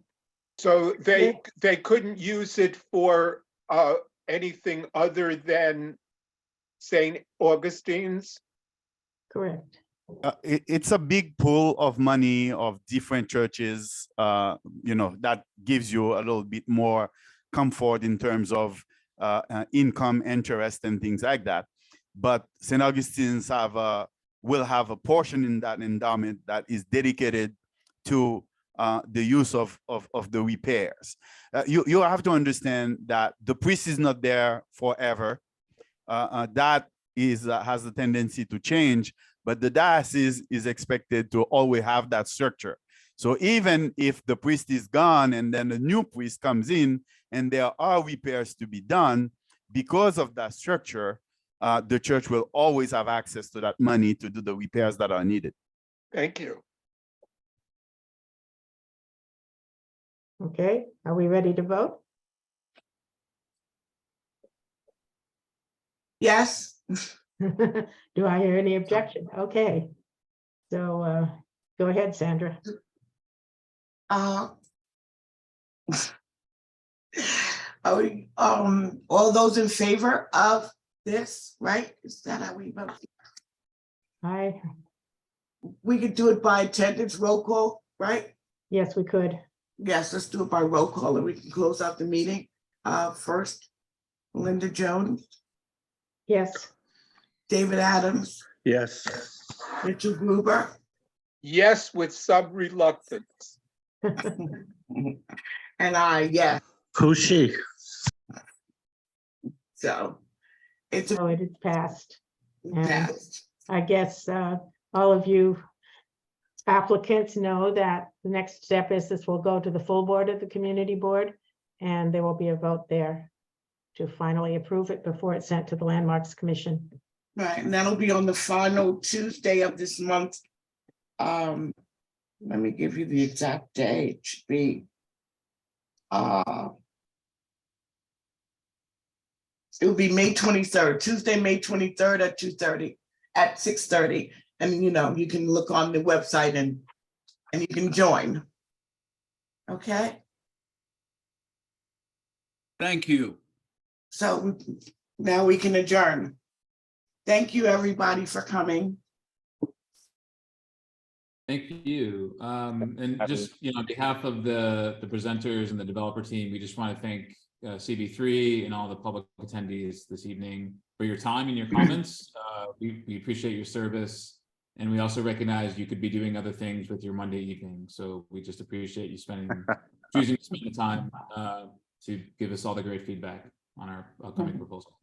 I would actually say that if all presentations were as beautifully done and as detailed as this one, it would be a pleasure to do this. Absolutely. Thank you. Well, we're happy to set a new bar for CB3. Well, you have. All right. Thank you very much. Good night. Thank you, everyone. Have a good evening. Bye. Good night.